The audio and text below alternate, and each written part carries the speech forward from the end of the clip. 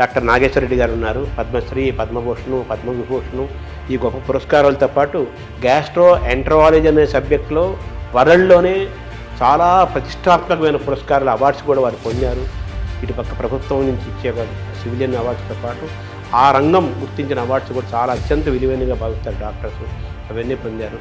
వారిని అడిగి గ్యాస్ట్రో ఎంటరాలజీకి రిలేటెడ్గా చూసుకుంటూ మన కడుపు, జీర్ణాశయం, ఆరోగ్యం, ఆహారం, ఆనందం, సుఖం, లాంగివిటీ ఆఫ్ లైఫ్ స్ట్రాంగ్గా ఉండాలంటే ఏం చేయాలి, ఏం చేయకూడదు, ఇవన్నీ కూడా డాక్టర్ గారి ద్వారా మనం తెలుసుకునే ప్రయత్నం చేద్దాం. ₹1,00,00,000 జీతాన్ని కూడా ఇవ్వడానికి 10 ఏళ్ల క్రితం మీకు అవకాశం వచ్చినా కానీ అవన్నీ వదులుకొని, ఎందుకంటే మనం ఎందుకు గట్ హెల్త్ విషయంలో వెనకబడ్డాము. చాలా వరకు ఈ బ్యాక్టీరియా కంట్రోల్లో జరుగుతుంది. ఐశ్వర్య రాయ్ అని యాక్ట్రెస్ ఉంది, ఆమె she's example of perfect health. అంత డిఫరెన్స్ ఉందా బ్యాక్టీరియా?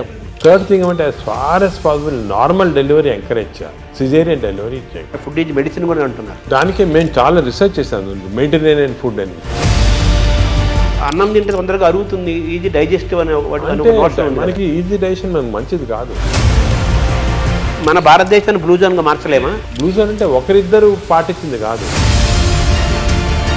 అంటే బ్లూ జోన్గా మారడం అంటే ఏం చేయాలి సార్? అందరూ అక్కడ 100 years బతుకుతారు.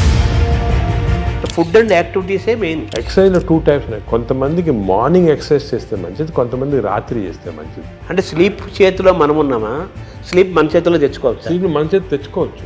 ఆ sunrise sunset timing maintain చేసి బాడీ మంది కదా, ఓన్ యువర్ ఓన్ బాడీ అంటాం మనం. ఒక్కొక్క దానికి ఒక్కొక్క ఏజ్ ఉంటుంది. Human beings actually 120 years normal. Bank లాగా స్టూల్ బ్యాంకులు వస్తాయని మంచి హెల్తీ పీపుల్ని స్టూల్ తీసుకుంటే.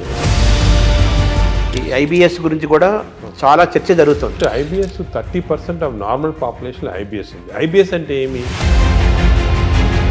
డైరియా రావచ్చు, కాన్స్టిపేషన్ రావచ్చు, పెయిన్ రావచ్చు, ఈ కాంబినేషన్లో రావచ్చు. ప్లాస్టిక్ దాని రోల్ కూడా ఉంది కదా సార్ అందులో.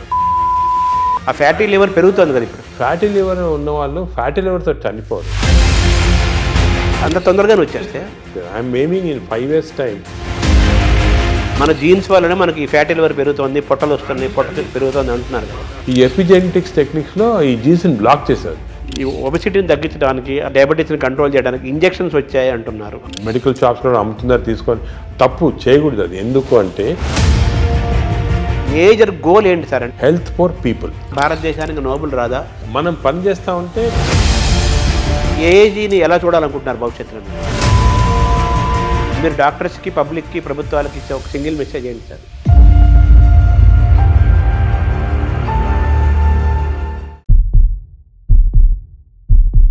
నమస్కారం.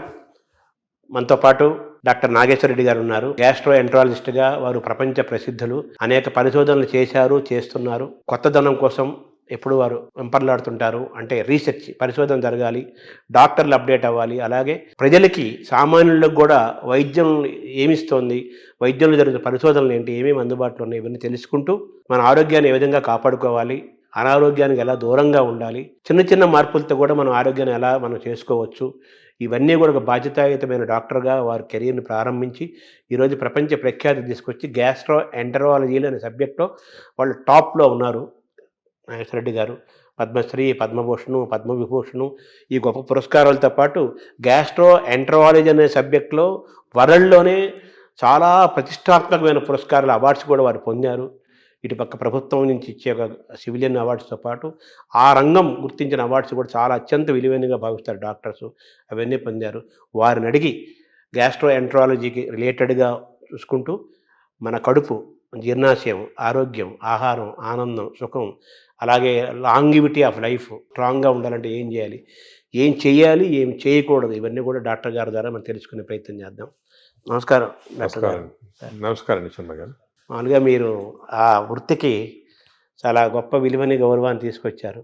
అదే అప్పుచ్చేవాడు వైద్యుడు అని మామూలుగా మనం చిన్నప్పుడు చదువుకునేవాళ్ళం.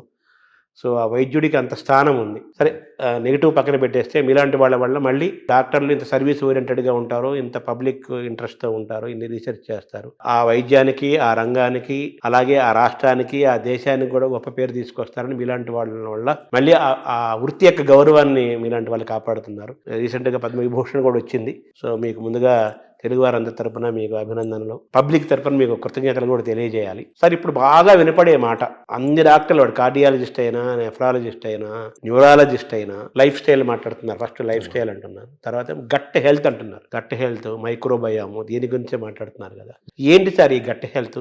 ఈ గట్ హెల్త్ మనం కాపాడుకోవాలంటే ఏం చేయాలి? మనం ఎందుకు గట్ హెల్త్ విషయంలో వెనకబడ్డాము?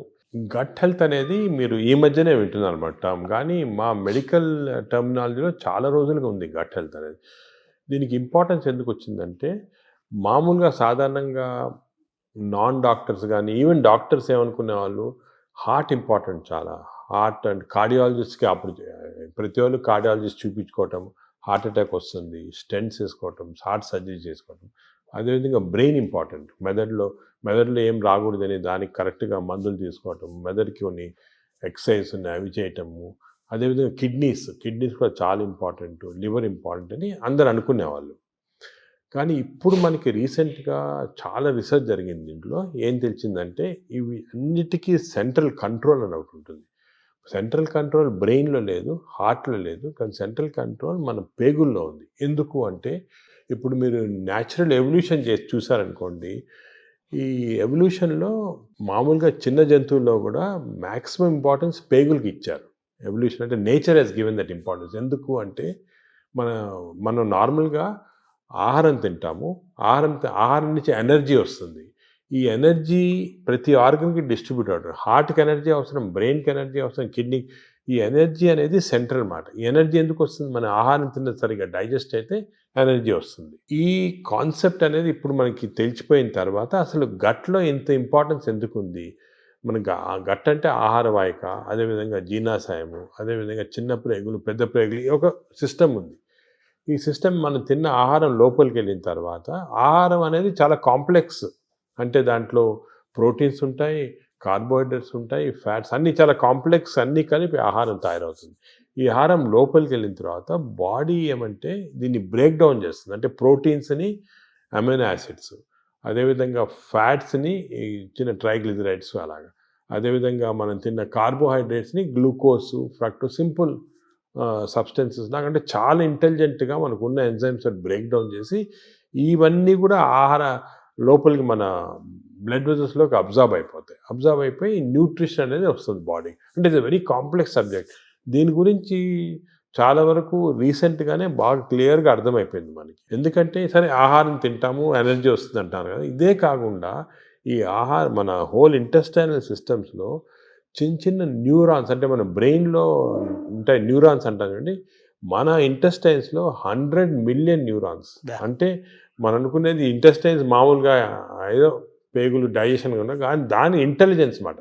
అంటే 100 మిలియన్ న్యూరాన్స్ ఉన్నాయంటే ఎంత ఇంటెలిజెన్స్ ఉంటుంది. ప్రతి న్యూరాను అంటే మన పేగులు కూడా ఆలోచిస్తుంటాయి, ఇది మంచి ఆహారమా చెడ్డ ఆహారం, ఈ ఆలోచనని దాంట్లో ఉన్నాయి. అదే కాకుండా ఇంకొక ఇంట్రెస్టింగ్, మన పేగుల్లో హార్మోన్స్ ప్రొడ్యూస్ చేస్తాయి. Neuro endocrine tumours, neuro endocrine cells మనకి బాడీలో అంతా హార్మోన్స్, అంటే థైరాయిడ్ ఉంది, అదేవిధంగా ప్యాన్క్రియాస్లో ఇన్సులిన్ వస్తుంది, పారాథైరాయిడ్ ఉంది. ఇవన్నీ కూడా హార్మోన్స్ డిఫరెంట్ బాడీ సిస్టమ్స్లో ఉన్నాయి.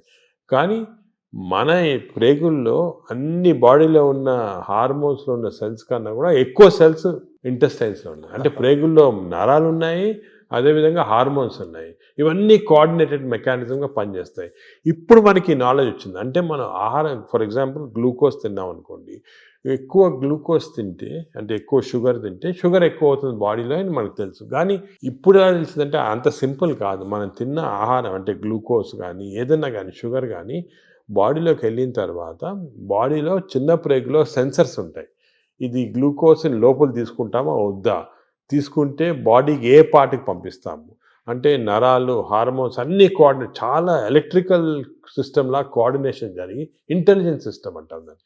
ఆ ఇంటెలిజెన్స్ సిస్టమ్ తోటి ఆ బాడీలో ఎంత అబ్జర్వ్ కావాలా, ఎక్కడెక్కడికి వెళ్ళాలి, అవన్నీ కూడా డిసైడ్ చేస్తుంది బాడీ. దిస్ ఈజ్ మన ఆర్టిఫిషియల్ ఇంటెలిజెన్స్ కన్నా ఈ ఇంటెలిజెన్స్ ఎక్కువ బాడీలో. ఇన్ని రోజులు తెలియలేదు, ఇప్పుడు తెలుస్తుంది మనకి. సో హార్మోన్స్, నరాలు. అదేవిధంగా థర్డ్ కాంపోనెంట్ ఇప్పుడు వచ్చింది. థర్డ్ కాంపోనెంట్ ఏమంటే, మనం ఏమనుకున్నాము అంటే మనం తిన్న ఆహారం ప్రకారము మన బాడీ సిస్టమ్ ప్రకారం జరుగుతున్నాయి, కానీ అవన్నీ కరెక్ట్ కాదు. ఇప్పుడు మనకేం తెలిసిందంటే మన ప్రేగుల్లో, అంటే ఎస్పెషల్లీ చిన్న ప్రేగుల్లో, పెద్ద ప్రేగుల్లో బ్యాక్టీరియా, వైరస్, ఫంగై 3 ఉంటాయి అన్నమాట. బ్యాక్టీరియా దీని ఇవేమంటే దిస్ ఆర్ కాల్డ్ మైక్రోబయం.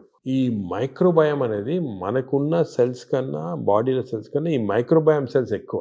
అంటే బ్యాక్టీరియా ఎక్కువ, వైరస్ ఎక్కువ, ఫంగై ఎక్కువ. ఇవి జీన్స్, దీంట్లో జీన్స్ మనం లెక్క పెట్టగలిగితే ఈ జీన్స్ దీంట్లో 2 మిలియన్ జీన్స్ ఉన్నాయి. మన బాడీలో 20,000 జీన్స్ ఉన్నాయి. అంటే మనకి we are completely controlled by this microbiome bacteria. ఎందుకంటే అన్ని జీన్స్ ఉన్నాయి దాంట్లో. అంటే మన డిఎన్ఏ దానికి రిలేటెడ్ ఉంటుంది. డిఎన్ఏ, మన డిఎన్ఏ బ్యాక్టీరియా డిఎన్ఏ కాన్స్టెంట్గా they are touching each other, talking to each other. మన ఆహారం ఎంత తీసుకున్నా డైజెషన్ జరుగుతుంది కదా, ఎంత అబ్జర్వ్ కావాలి, ఎంత వెళ్ళాలని ఈ క్రాస్ టాక్ వల్ల జరుగుతూ ఉంది. మనం తిన్నదానిపైన డిసైడ్ కాదు, ఈ మైక్రోబయం పైన కూడా డిసైడ్ అవుతుంది. సపోజ్ మంచి మైక్రోబయం ఉందనుకోండి, మనని ప్రొటెక్ట్ చేస్తుంది. అరే ఈ బాడీని ప్రొటెక్ట్ చేయాలి, మనం ఈ బాడీలో ఉన్నాము, దీన్ని ప్రొటెక్ట్ చేయాలా అండ్ మంచి సబ్స్టెన్సెస్ అబ్జర్వ్ చేసి చెడ్డ సబ్స్టెన్సెస్ బయటికి పంపించేస్తుంది, మన మోషన్ ద్వారా వచ్చేస్తుంది. అదే చెడ్డ మైక్రోబయం ఉన్నాయనుకోండి, అంటే ఇది ఎలాగంటే ఎగ్జాంపుల్, ఒక దేశంలో ప్రజలు ఉంటారు, మంచి ప్రజలు ఉంటారు, చెడ్డ ప్రజలు ఉంటారు. మంచి ప్రజలు ఈ దేశానికి ఏమైనా చేయాలా, అవి చేయాలా అని ఆలోచిస్తూ ఉంటారు. అదే చెడ్డ ప్రజలు టెర్రరిస్ట్ ఎలా దీన్ని డిస్ట్రాయ్ చేస్తాము అని. మన బ్యాక్టీరియా కూడా బాడీలో అలాగే, మంచి ప్రజలు చెడ్డ ప్రజలు ఉన్నట్టు మంచి బ్యాక్టీరియా చెడ్డ bacteria, good bacteria bad bacteria. ఈ బ్యాడ్ బ్యాక్టీరియా ఎప్పుడు ఇలా బాడీని ఎలా డిస్ట్రాయ్ చేస్తాము, ఈ బాడీలో షుగర్ ఎలా ప్రొడ్యూస్ చేస్తాము, ఈ బాడీకి హార్ట్ ఎలాగ చెడిపేస్తాము, ఈ బాడీకి బ్రెయిన్ ఎలా చెడిపేస్తాము కాన్స్టెంట్గా ఉంటాయి. So there is a constant big battle మన ప్రేగుల్లో. బ్యాడ్ బ్యాక్టీరియా గుడ్ బ్యాక్టీరియాకి ఇప్పుడు వార్ జరుగుతూ ఉంది. లోపల పెద్ద సైన్యం ఉంది. అంటే మిలియన్స్ మన అంత పెద్ద సైన్యం. మనకి గుడ్ బ్యాక్టీరియా గెలిస్తే మనకి మంచిది బాడీకి. సో ఈ heart attacks, brain strokes, kidney damage ఇవన్నీ కూడా కొంతవరకు మనం అనుకున్నట్టు ఫిజియాలజీ ప్రకారం జరుగుతుంది, కానీ చాలా వరకు ఈ బ్యాక్టీరియా కంట్రోల్లో జరుగుతుంది. మనకు తెలిసిపోయింది ఇప్పుడు. దానికే మనం చూస్తుంటే కొంతమంది అది ఏదంటే తింటారు, నాకేం జబ్బులు రావు అంటారు. ఫర్ ఎగ్జాంపుల్, ఫేమస్ ఎగ్జాంపుల్ మనకి ఒక యాక్ట్రెస్ ఉంటుంది, ఐశ్వర్య రాయ్ అని యాక్ట్రెస్ ఉంటుంది. ఆమె she's example of perfect health. అందరూ అడిగేవాళ్ళు మీరు ఏం చేస్తారు, ఎక్సర్సైజ్ ఏం తింటారు, ఆమె ఏం లేదండి, ఏం చేయటం లేదు, మన న్యాచురల్ బాడీ. అప్పుడు ఊరికనే అందరు ఎలాగ natural, this is a natural. అంటే మన మంచి బ్యాక్టీరియా ఉంటే బాడీ గ్లో వస్తుంది, స్కిన్ గ్లో వస్తుంది, అదేవిధంగా షుగర్ కంట్రోల్లో ఉంటుంది. సో ఇది ఫండమెంటల్గా ఇది తెలిసిపోయింది ఇప్పుడు మనకి. సో మోస్ట్ ఇంపార్టెంట్ ఇప్పుడు ప్రజలు అడిగేది ఏమంటే ఎలాగ how to have good bacteria, how to avoid bad bacteria, ఇది అనేది ఫండమెంటల్ క్వశ్చన్ వచ్చింది మనకి. దీని గురించి చాలా రీసెర్చ్ జరుగుతుంది. ఇంకో ఫండమెంటల్ క్వశ్చన్ మా వాళ్ళు చాలామంది నన్ను అడుగుతుంటారు, అది ఇన్ని సంవత్సరాలుగా మనం చూస్తున్నాం కదా, ఇది ఎందుకు తెలియదు, ఈ నాలెడ్జ్ ఎందుకు లేదు? ఈ బ్యాక్టీరియా గురించి ఇప్పుడే 2-3 సంవత్సరాలుగా మాట్లాడుతున్నారు అందరూ, మీరు కూడా 2-3 సంవత్సరాలుగా ఎందుకు తెలియలేదంటే ఈ బ్యాక్టీరియా అనేది లోపల ఉంటాయి కదా, దీన్ని తీసి కల్చర్ చేసి స్టడీ చేసే టెక్నిక్స్ మన దగ్గర లేవు ఇన్ని రోజులు. గత 3-4 సంవత్సరాలుగా మెటాజీనోమిక్స్ అని కొత్త టెక్నాలజీ వచ్చింది. అంటే ఈ బ్యాక్టీరియా తీసి మనం జీనోమిక్ స్టడీస్ చేసి ఏ బ్యాక్టీరియా ఎన్ని ఉన్నాయి అవన్నీ కూడా జస్ట్ 2-3 ఇయర్స్గానే నాలెడ్జ్ వచ్చింది. దానివల్ల మనకు అంతా ఇప్పుడు తెలిసింది. That's why you're so excited about this knowledge. ఎందుకంటే ఈ కొత్త నాలెడ్జ్ ఇప్పుడు వచ్చింది కదా, ఇవన్నీ క్లారిఫై అయిపోతున్నాయి పాయింట్స్. మెటాజీనోమిక్స్ అని మేము మా హాస్పిటల్లో పెద్ద ల్యాబ్స్ పెట్టాము. మెటబాలోమిక్స్, దాని తర్వాత మెటాజీనోమిక్స్, మైక్రోబయామ్ ల్యాబ్ అని స్టార్ట్ చేసి ఇవన్నీ స్టడీ చేస్తున్నాం. అంటే ఈ మైక్రోబయామ్స్ ఉన్నాయి కదా, అవి కూడా దే ఆర్ ప్రొడ్యూసింగ్ సబ్స్టెన్సెస్, ఈ అని మెటబొలైట్స్ అంటారు. దాని స్టడీకి మెటబాలామిక్స్. మేము we are started a mass spectroscopy అని ఒక పెద్ద ఇన్స్ట్రుమెంట్, అది తీసుకొని స్టడీ చేస్తున్నాం. ఏ బ్యాక్టీరియా ఏది ప్రొడ్యూస్ చేస్తుంది మన బాడీలో. For example, there is a chemical called TMAO, TMAO. ఈ TMAO ప్రొడ్యూస్ చేసే బ్యాక్టీరియా ఎక్కువైతే ఆ ఎక్కువ సబ్స్టెన్స్ వెళ్ళి హార్ట్ అటాక్స్ ఇస్తుంది. So heart attack is not because of any clogging and all, is because of TMAO. So ఈ bacteria eliminate చేస్తే మనకి ఛాన్స్ తగ్గిపోతుంది హార్ట్ అటాక్. అదేవిధంగా బ్రెయిన్లో 2 సబ్స్టెన్సెస్ చాలా ఇంపార్టెంట్, డోపమిన్ అండ్ సెరటోనిన్. ఈ 2 కెమికల్స్ ఆర్ వెరీ ఇంపార్టెంట్. వాటి యొక్క చర్యలు ఏంటి సార్? ఇవి ఏం చేస్తాయి, డోపమిన్ ఈ బ్లడ్లో నుంచి బ్రెయిన్కి వెళ్ళిపోయి బ్రెయిన్ని స్టిమ్యులేట్ చేసి మనం మంచి థింకింగ్, స్మార్ట్ థింకింగ్, డల్నెస్ తగ్గించేస్తాయి, డిప్రెషన్ తగ్గించేస్తాయి. ఇవన్నీ కెమికల్స్ చేస్తామండి బ్రెయిన్లో. ఇంతకుముందు మనము కొంతమంది ఆర్టిఫిషియల్గా తీసుకునే వాళ్ళు, కానీ అది మంచిది కాదు. ఇంతకుముందు ఏమనుకున్నామంటే ఫుడ్, ఫర్ ఎగ్జాంపుల్ ఆల్మండ్స్ తింటే మంచిది, దాంట్లో సెరటోనిన్ ఇంక్రీజ్ అవుతాయని అనుకునేవాళ్ళు. కానీ ఫుడ్ డైరెక్ట్గా దానివల్ల కాదు. ఈ ఫుడ్, మనం తిన్న ఫుడ్ని బ్యాక్టీరియా తీసుకొని, ఫర్ ఎగ్జాంపుల్ మనం బాదం తిన్నామనుకోండి, మంచి బ్యాక్టీరియా ఉంటే ఈ బాదంని లో ఉన్న ట్రిప్టోఫాన్ని సెరటిన్ లాగా మార్చేస్తుంది బాడీకి. సెరటిన్ అంటే బ్యాక్టీరియా ప్రొడ్యూసింగ్ సెరటిన్, డోపమిన్, ఇవన్నీ కూడా ఇవి కూడా మంచి గుడ్ ఈ బ్యాక్టీరియా. డోపమిన్ వల్ల సార్ దానివల్ల ఏం జరుగుతుంది? డోపమిన్ వల్ల అగైన్ బాడీ యాక్ట్, ఎనర్జీ వస్తుంది, ఎక్సర్సైజ్ చేయాలనిపిస్తుంది, పాజిటివ్ థాట్స్ వస్తాయి. ఈ డోపమిన్ తక్కువ ఉన్న వాళ్ళు ఎప్పుడు డల్గా కూర్చొని ఎక్సర్సైజ్ చేయరు, దానివల్ల బద్ధంగా వచ్చే ఫ్యాట్, బాడీలో బాగా ఫ్యాట్ రావడం అవన్నీ అలా వస్తాయి. ఈ స్లీప్లెస్నెస్ అవన్నీ కూడా బ్యాక్టీరియాకి సంబంధించి. సో ఇవన్నీ మనకి ఇప్పుడు నాలెడ్జ్ వచ్చేసింది. ఈ బ్యాక్టీరియా ఏవే మంచిది, ఏవి చెడ్డవి, ఇవి మెయింటైన్ చేసుకోవాలి కరెక్ట్గా మనం. అంటే ఎలా మెయింటైన్ చేసుకోవాలి సార్? ఫుడ్లో ఉందా, మన ఎక్సర్సైజ్లో ఉందా? సో మనకి బ్యాక్టీరియా కూడా చాలా వరకు ఫుడ్లో, మనం తిన్న ఫుడ్ ప్రకారం ఒకటి, ఎక్స్టర్నల్ బ్యాక్టీరియా మనకు వస్తుంది. ఇది 3 ఇంపార్టెంట్ రీజన్స్ మనకు తెలియాలి, ప్రజలు కూడా తెలియాలి. ఏమంటే మనకి ఒరిజినల్గా పుట్టుకతోటే బ్యాక్టీరియా వస్తాయి బాడీలో, ఆహారం నుంచి. న్యూ బార్న్ ఆహారం తింది కదా, ఆహారం లేకుండా బ్యాక్టీరియా పుట్టుకతో. ఎలాగంటే మదర్ నుంచి డెలివరీలో వచ్చేస్తుంది బ్యాక్టీరియా. అంటే మన తొలి జీవే బ్యాక్టీరియా అని చెప్పచ్చా? అంటే తొలి జీవి అని కాదు, మనం పుట్టినప్పుడు మన కడుపులో స్టెరైల్గా ఉండవు, బ్యాక్టీరియా ఉంటాయి. ఎందుకు అంటే ఈ ఒకటి మన మదర్ ప్లసెంటా ఉంటుంది కదా, లోపల బర్త్ అవుట్ ప్లసెంటాలో కొంతవరకు బ్యాక్టీరియా వెళ్ళిపోతాయి. అంటే ఆమ్నియాటిక్ ఫ్లూయిడ్ అని ఉంటుంది దాంట్లో బ్యాక్టీరియా. అదేవిధంగా బర్త్ కెనాల్ నుంచి పాస్ అయినప్పుడు బేబీ బ్యాక్టీరియా కొన్ని మింగేస్తాయి మదర్ బేబీ. దానికే మేము చాలా రీసెర్చ్ జరిగింది దీని గురించి. ఏం కనుక్కున్నామంటే, మనకి suppose baby is born natural birth, antibiotics వాడలేదు 6 months, మదర్స్ మిల్క్ ఇచ్చామనుకోండి, మదర్స్ మిల్క్ 6 months వాడితే మంచి బ్యాక్టీరియా ఉంటాయి పుట్టుకతోటి. 6 months తర్వాత మంచి బ్యాక్టీరియా. అదే కాకుండా ఈ సిజేరియన్ డెలివరీ చేసి బ్రెస్ట్ మిల్క్ ఇవ్వకపోతే యాంటీబయాటిక్స్ ఫస్ట్ 6 monthsలో వాడితే చిల్డ్రన్లో బ్యాక్టీరియా మార్పులు వచ్చేస్తాయి, చెడ్డ బ్యాక్టీరియా ఉంటాయి. సో పుట్టుకతోటి we're starting with advantage or disadvantage. Advantage or disadvantage పాపం మా బేబీ డిసైడ్ చేయదు, మదరు, పేరెంట్స్, డాక్టర్ వాళ్ళు డిసైడ్ చేస్తారు. అంటే ప్రెగ్నెన్సీ దశలోనే ప్రీ ప్రెగ్నెన్సీ దశ నుంచే చూడాలంటారా? అంటే ప్రీ అంటే మనకి యాంటీబయాటిక్స్ మదర్ కూడా వాడకూడదు, ఎంత తక్కువ వాడితే అంత మంచిది. బేబీకి 6 months దాకా అసలు యాంటీబయాటిక్ వాడకపోతే మంచిది. ఇంకోటి ఫీడింగ్ కూడా మనం ఎంకరేజ్ చేయాలి.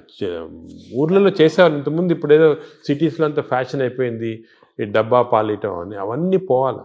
6 months దాకా కంపల్సరీ బేబీకి మదర్ మిల్క్ ఇవ్వాలి. మదర్ మిల్క్లో కొన్ని సబ్స్టెన్సెస్ ఉన్నాయి, స్పెషల్ సబ్స్టెన్స్, అంటే నేచర్ ఇచ్చింది. ఈ సబ్స్టెన్సెస్ వల్ల మంచి బ్యాక్టీరియా గ్రోత్ వచ్చేస్తుంది బాడీలో. బ్రెస్ట్ మిల్క్ ఇది best breast milk is best milk and breast milk is best for bacteria, correct bacteria. అది ఇప్పుడు తెలిసిపోయింది క్లియర్గా. సో 6 months ఉండాలి. అదేవిధంగా చిల్డ్రన్కి ఎంత మరీ అవసరమైతే తప్ప యాంటీబయాటిక్స్ ఇవ్వకూడదు. యాంటీబయాటిక్స్ మనం ఇచ్చేసామనుకోండి బ్యాక్టీరియా చేంజ్ అయ్యాం. ఇప్పుడు యాంటీబయాటిక్స్ అంతకుముందు డాక్టర్ ప్రిస్క్రిప్షన్ అవి ఉండేవి, ఇప్పుడు అవి లేవు, అందరూ మెడికల్ షాప్కి వెళ్ళి తీసుకోవడం అది కరెక్ట్ కాదు. దానికి యాంటీబయాటిక్స్ ఇవ్వకూడదు. థర్డ్ థింగ్ ఏమంటే, as far as possible normal delivery encourage చేయాలి, సిజేరియన్ డెలివరీ చేయకూడదు. అవునా సార్? అంటే అంత డిఫరెన్స్ ఉందా? బ్యాక్టీరియా డిఫరెన్స్ ఉందా? సిజేరియన్ ఇప్పుడు అసలు హాంకాంగ్లో ఒక మంచి ఇచ్చేసారు. ఇప్పుడు ఏం చేస్తారంటే, అక్కడ సిజేరియన్ డెలివరీస్ ఎక్కువ అవుతున్నాయని మదర్కి ఆ సిజేరియన్ డెలివరీ టైంలో స్టూల్ ఉంటుంది, అది తీసి పక్కకు ఫ్రిడ్జ్లో పెట్టి బేబీ డెలివరీ సిజేరియన్ అయినా కూడా బేబీ డెలివరీ అయిన తర్వాత ఆ స్టూల్ ఫీడ్ చేస్తున్నారు బేబీకి. అవును. సో అట్లీస్ట్ కొంతవరకు నార్మల్ బ్యాక్టీరియా రావడానికి అంత ఇంపార్టెన్స్ ఉంది. సో ఇప్పుడున్న వాతావరణంలో మీరు చెప్పినట్టుగా, అంటే మనిషి పుట్టినప్పుడు నుంచే, పుట్టబోయే ముందు దశ నుంచే వెళ్ళిపోయేంత వరకు బ్యాక్టీరియా మేనేజ్మెంట్. అప్పుడే ఎందుకు చెప్తున్నా ఇంపార్టెంట్, అందరూ ఏమంటారు తర్వాత చూసుకుంటాం మనం పెద్ద, అది కాదు, పుట్టినప్పటి నుంచి స్టార్ట్ అవుతుంది బ్యాక్టీరియా మేనేజ్. పుట్టినప్పుడే ఈ 3 precautions follow: normal delivery, breast feeding, అదేవిధంగా నో యాంటీబయాటిక్స్ చిల్డ్రన్లో 6 months దాకా. చాలా స్ట్రిక్ట్గా ఫాలో అయ్యామనుకోండి, వీ స్టార్ట్ విత్ అడ్వాంటేజ్. ఇప్పుడు మనం ఆల్రెడీ దాటేసాం, ఇప్పుడు న్యూ బేబీస్ ఓకే. ఇప్పుడు దాటిన తర్వాత కొన్ని మార్పులు, అప్పుడు నెక్స్ట్ ఏమంటే నెక్స్ట్ ఎలాగా డెవలప్ చేయాలని, ఫస్ట్ ఫుడ్ చిల్డ్రన్ నుంచి స్టార్ట్ అవుతుంది. చిల్డ్రన్ నుంచి కొన్ని టైప్ ఆఫ్, ఇప్పుడు ఫైబర్ ఎక్కువ ఉన్న ఫుడ్, దాని తర్వాత ఎక్కువ న్యాచురల్ ఫుడ్స్, అంటే మన ఆర్గానిక్ ఫుడ్, అటువంటి న్యాచురల్ ఫుడ్స్, ఎక్కువ వెజిటబుల్స్, ఇటువంటివన్నీ మంచివి. కానీ అన్ఫార్చునేట్లీ ఒక రాంగ్ థింగ్ ఏమవుతుందంటే, ఫాస్ట్ ఫుడ్. చిల్డ్రన్ స్కూల్కి వెళ్ళగానే పక్కనే ఫాస్ట్ ఫుడ్ షాప్ ఉంటుంది, ఫాస్ట్ ఫుడ్స్, ఈ బర్గర్స్, చిప్స్, ఇటువంటివన్నీ, నూడిల్స్, ఇవన్నీ కూడా బ్యాడ్ బ్యాక్టీరియా కారణం. అసలు మనం నెక్స్ట్ స్టెప్ చిల్డ్రన్లో ఏం చేయాలంటే, హెల్తీ ఫుడ్ హ్యాబిట్స్ చాలా స్ట్రాంగ్గా పెట్టాలి. ఇంకోటి వర్స్ట్ ఏమంటే, ఈ సోడా డ్రింక్స్, ఫ్రక్టోస్ అని ఉంటుంది దాంట్లో, ఈ కార్న్ సిరప్ ఉంటుంది, ఈ సోడాస్లో చాలా రాంగ్ బ్యాక్టీరియా వచ్చేస్తాయి. Cool drinks sir? Cool drinks అస్సలు తీసుకోకూడదు. Cool drinks even fruit juice కూడా ఐ డోంట్ అడ్వైస్. ఫ్రూట్స్ మంచిది, ఎందుకంటే ఫైబర్ ఉంటుంది. ఫ్రూట్ జ్యూస్లో ఏముంటుంది, ఒట్టి ఫ్రక్టోస్ ఉంటుంది. ఫ్రక్టోస్ అనే సబ్స్టెన్స్ గ్లూకోజ్ కన్నా కూడా డేంజరస్. అసలు దానికే కూల్ డ్రింక్స్, ఫ్రూట్ జ్యూసెస్ తాగకూడదు. అందరు మిస్టేక్ అంటే కూల్ డ్రింక్స్ తాగడం లేదు, ఫ్రూట్ జ్యూస్ తాగుతున్నాడు. ఫ్రూట్ జ్యూస్ తాగకపోతే ఫ్రూట్ తినొచ్చు కదా. అవును, ఫ్రూట్లో ఫైబర్ ఉంటుంది, న్యాచురల్ అది. మీకు ఫ్రూట్ జ్యూస్లో ఫ్రక్టోస్ వచ్చి బాడీకి మంచిది కాదు ఫ్రక్టోస్. సో అది we should avoid completely. So children next step, baby నుంచి చిల్డ్రన్లో ఏమంటే we should advise them healthy foods. ఈ మిడ్ డే మీల్స్ కూడా స్కూల్లో పెడతారు, అవి కూడా ఒకటేమంటే ఈ ఫాస్ట్ ఫుడ్స్ అవాయిడ్ చేయాలి. Second, hygiene important. ఇప్పుడు ఏమంటే ఈ మిడ్ డే మీల్స్ కుకింగ్లో మనం చూస్తుంటాం, చాలా బ్యాడ్ హైజీన్ వల్ల బ్యాడ్ బ్యాక్టీరియా వస్తుంది. అది కూడా కొంచెం కంట్రోల్ చేయాలి. ఫైబర్ అది కంట్రోల్ చేయాలి, చాలా important. So these are all very important children లెవెల్లో. ఇంకోటి, చిల్డ్రన్లో ఫిజికల్ యాక్టివిటీ బాగుంటే మంచి బ్యాక్టీరియా వస్తున్నాయని అది కూడా తెలిసిపోయింది. యాక్టివిటీ సెల్ ఫోన్కి అటాచ్ అయిపోతున్నారు అంతే. అది తప్పది. సో చిల్డ్రన్లో ఫిజికల్ యాక్టివిటీ వల్ల కూడా బ్యాక్టీరియా చేంజ్ అవుతున్నాయి. So we have to encourage sports, physical activity. So మంచి nutrition, hygienic nutrition, organic food, అదేవిధంగా physical activity. Avoid juices, fruit juices కానీ సోడాస్ కానీ, avoid unhygienic food, avoid fast foods. Simple. అంటే చిన్నపిల్లలు, teenagers, adolescence, తర్వాత అలా age పెరుగుతూ next age ఇప్పుడు ఏమంటే ఇంకోటి బ్యాక్టీరియా ఏం చూసామంటే, చిన్నప్పుడు మార్పులు చేయటం సులభం, పెద్ద అయిన తర్వాత కష్టం. అంత ఈజీ కాదు, చాలా ఎఫర్ట్ పెట్టాలి పెద్ద అయిన తర్వాత చేంజ్ చేయడానికి. మీరు ఫుడ్ అనేది చాలా ఇంపార్టెంట్, ఫుడ్ ఈజ్ మెడిసిన్ కూడా అంటున్నారు. ఆ ఫుడ్ దానికే మేము చాలా రీసెర్చ్ చేసాము, మెడిటరేనియన్ ఫుడ్ అని. ఫర్ ఎగ్జాంపుల్ కొన్ని టైప్స్ ఆఫ్ ఫుడ్, ఈ కోకోనట్ వాటర్ అనుకోండి, 2 గ్లాసులు కోకోనట్ వాటర్ తాగితే మంచి బ్యాక్టీరియా ఉంటుంది. అదేవిధంగా బ్లాక్ కాఫీ, అసలు మిల్క్ అనేది రాంగ్ కాన్సెప్ట్. పెరుగు మంచిది కానీ పాలు మంచిది. ప్రోబయోటిక్ అంటారు కదా, పెరుగులో ప్రోబయోటిక్స్ ఉంటాయి. ప్రోబయోటిక్స్ జనరల్, పాలు మంచిది కాదు. ఎందుకంటే మనం వేరే స్పీసీస్ పాలు తాగుతున్నాం. మదర్ మిల్క్ మంచిది బేబీకి. అవును, 6 months అయిన తర్వాత వేరే స్పీసీస్ పాలు మంచిది కాదు. ఎందుకంటే పాలు, ఒక స్పీసీస్లో పాలు is meant only for that species. ఇప్పుడు ఆవు పాలు అనుకోండి, ఆవు పాలు అంటే దూడకు మంచిది, అది గ్రోత్కి మంచిది, చాలా ఎక్స్పోనెన్షియల్ గ్రోత్ అవుతుంది బేబీ. కాఫీ మంచిది కానీ వేరే మనం తాగటం మంచిది. అంటే మన వాళ్ళు ఆయుర్వేదం కూడా మనం సెకండ్ మాట్లాడుకుంటే వాళ్ళు ఏమంటారంటే ఆవు నెయ్యి, ఆవు పాలు, ఆవు ద్వారా వచ్చేదంతా కూడా మనకు మంచిది, బ్రెయిన్. ఆవు పాలు కాదు, ఆవు గీ పర్వాలేదు కానీ ఆవు పాలు మనకి కర్డ్స్ ఫామ్లో, అటువంటి ఫామ్లో మంచిగా. యాక్చువల్ మిల్క్ తీసుకుంటే దట్ ఆవు పాలు మెంట్ ఓన్లీ ఫర్ కాఫ్, అంటే వాళ్ళ పిల్లలకి అంతే. మనం వేరే స్పీసీస్ పాలు దాటం కరెక్ట్ కాదు, అది నేచర్ అగైన్స్ట్. అది అంటే మనుషులు వాళ్ళు తీసుకోవాలి, మనుషులంటే అంతే, exact same species, that is nature. మన నేచర్ కి వ్యతిరేకంగా వెళ్తుంది. ఆవు నెయ్యి మంచిది అంటారు కదా, బ్రెయిన్ మంచిదని కాదు, అంటే కొంతవరకు ఇంతకుముందు నెయ్యి తీసుకోవడం మంచిది కాదు అంటే, ఇప్పుడు కొంతవరకు లిమిటెడ్ క్వాంటిటీస్ లో పర్వాలేదు నేను వచ్చింది, అంతేగాని మంచిదని కాదు, ఎక్కువ తీసుకోవడం మంచిది అలా కాదు. ఇందులో ఈ జర్నీలో అవాయిడ్ వైట్స్ అనేది ఒక పెద్ద ప్రచారం జరుగుతుంది కదా సార్, అది అవాయిడ్ ఏదంటారు? అవాయిడ్ వైట్స్ అంటే అన్నము, వైట్ అనేది జనరల్ టర్మినాలజీ, కానీ జనరల్ గా దోస్ అంటే ఇప్పుడు మనం ఫుడ్ లో కార్బోహైడ్రేట్స్, ప్రోటీన్, ఫ్యాట్ లో saturated fat, unsaturated fat example ఏమంటే ఆలివ్ ఆయిల్. వెస్టర్న్ కంట్రీస్ లో ఆలివ్ ఆయిల్ ఎక్కువ తింటాం, మనం ఆలివ్ ఆయిల్ తో కుక్ చేయలేము. ఆలివ్ ఆయిల్ కుక్ చేస్తే అది చెడిపోతుంది. దానికి రైస్ బ్రాన్ ఆయిల్ అని ఉంది. Rice bran oil is equal to olive oil, దీనికి అన్సాచురేటెడ్ ఫ్యాటీ యాసిడ్ ఎక్కువ. Saturated fatty acids are hydrogenated fats ఏమంటే వనస్పతి, కొంతవరకు గీ, అవి మంచిది కాదు. కొంతవరకు మన కౌ గీ అంటే ఆవుది వచ్చిన గీ కొంతవరకు పర్వాలేదు, ఎక్కువ మంచిది కాదు. అన్నం కూడా తినొద్దు అంటున్నారు కదా వైట్స్ లో, అది ఫ్యాట్స్ పార్ట్. సో ఎక్కువ అన్సాచురేటెడ్ ఫ్యాటీ యాసిడ్స్ అవి మంచిది. హైడ్రోజనేటెడ్ ఫ్యాటీ యాసిడ్స్ వనస్పతి లాంటిది అవి మంచిది కాదు.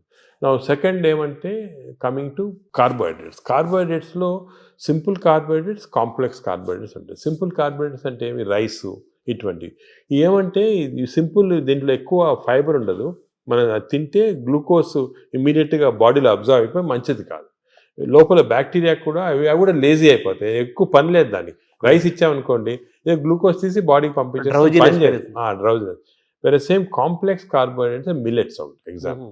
మిల్లెట్స్ అనుకోండి, దాంట్లో చాలా ఫైబర్ ఉంటుంది, గ్లూకోజ్ ఆ ఫైబర్ మధ్యలో ఉంటుంది. దాన్ని ఎక్స్ట్రాక్ట్ చేయాలంటే అంత ఈజీ కాదు, బ్యాక్టీరియా కూడా కొంచెం పనిచేయాలి దానికి.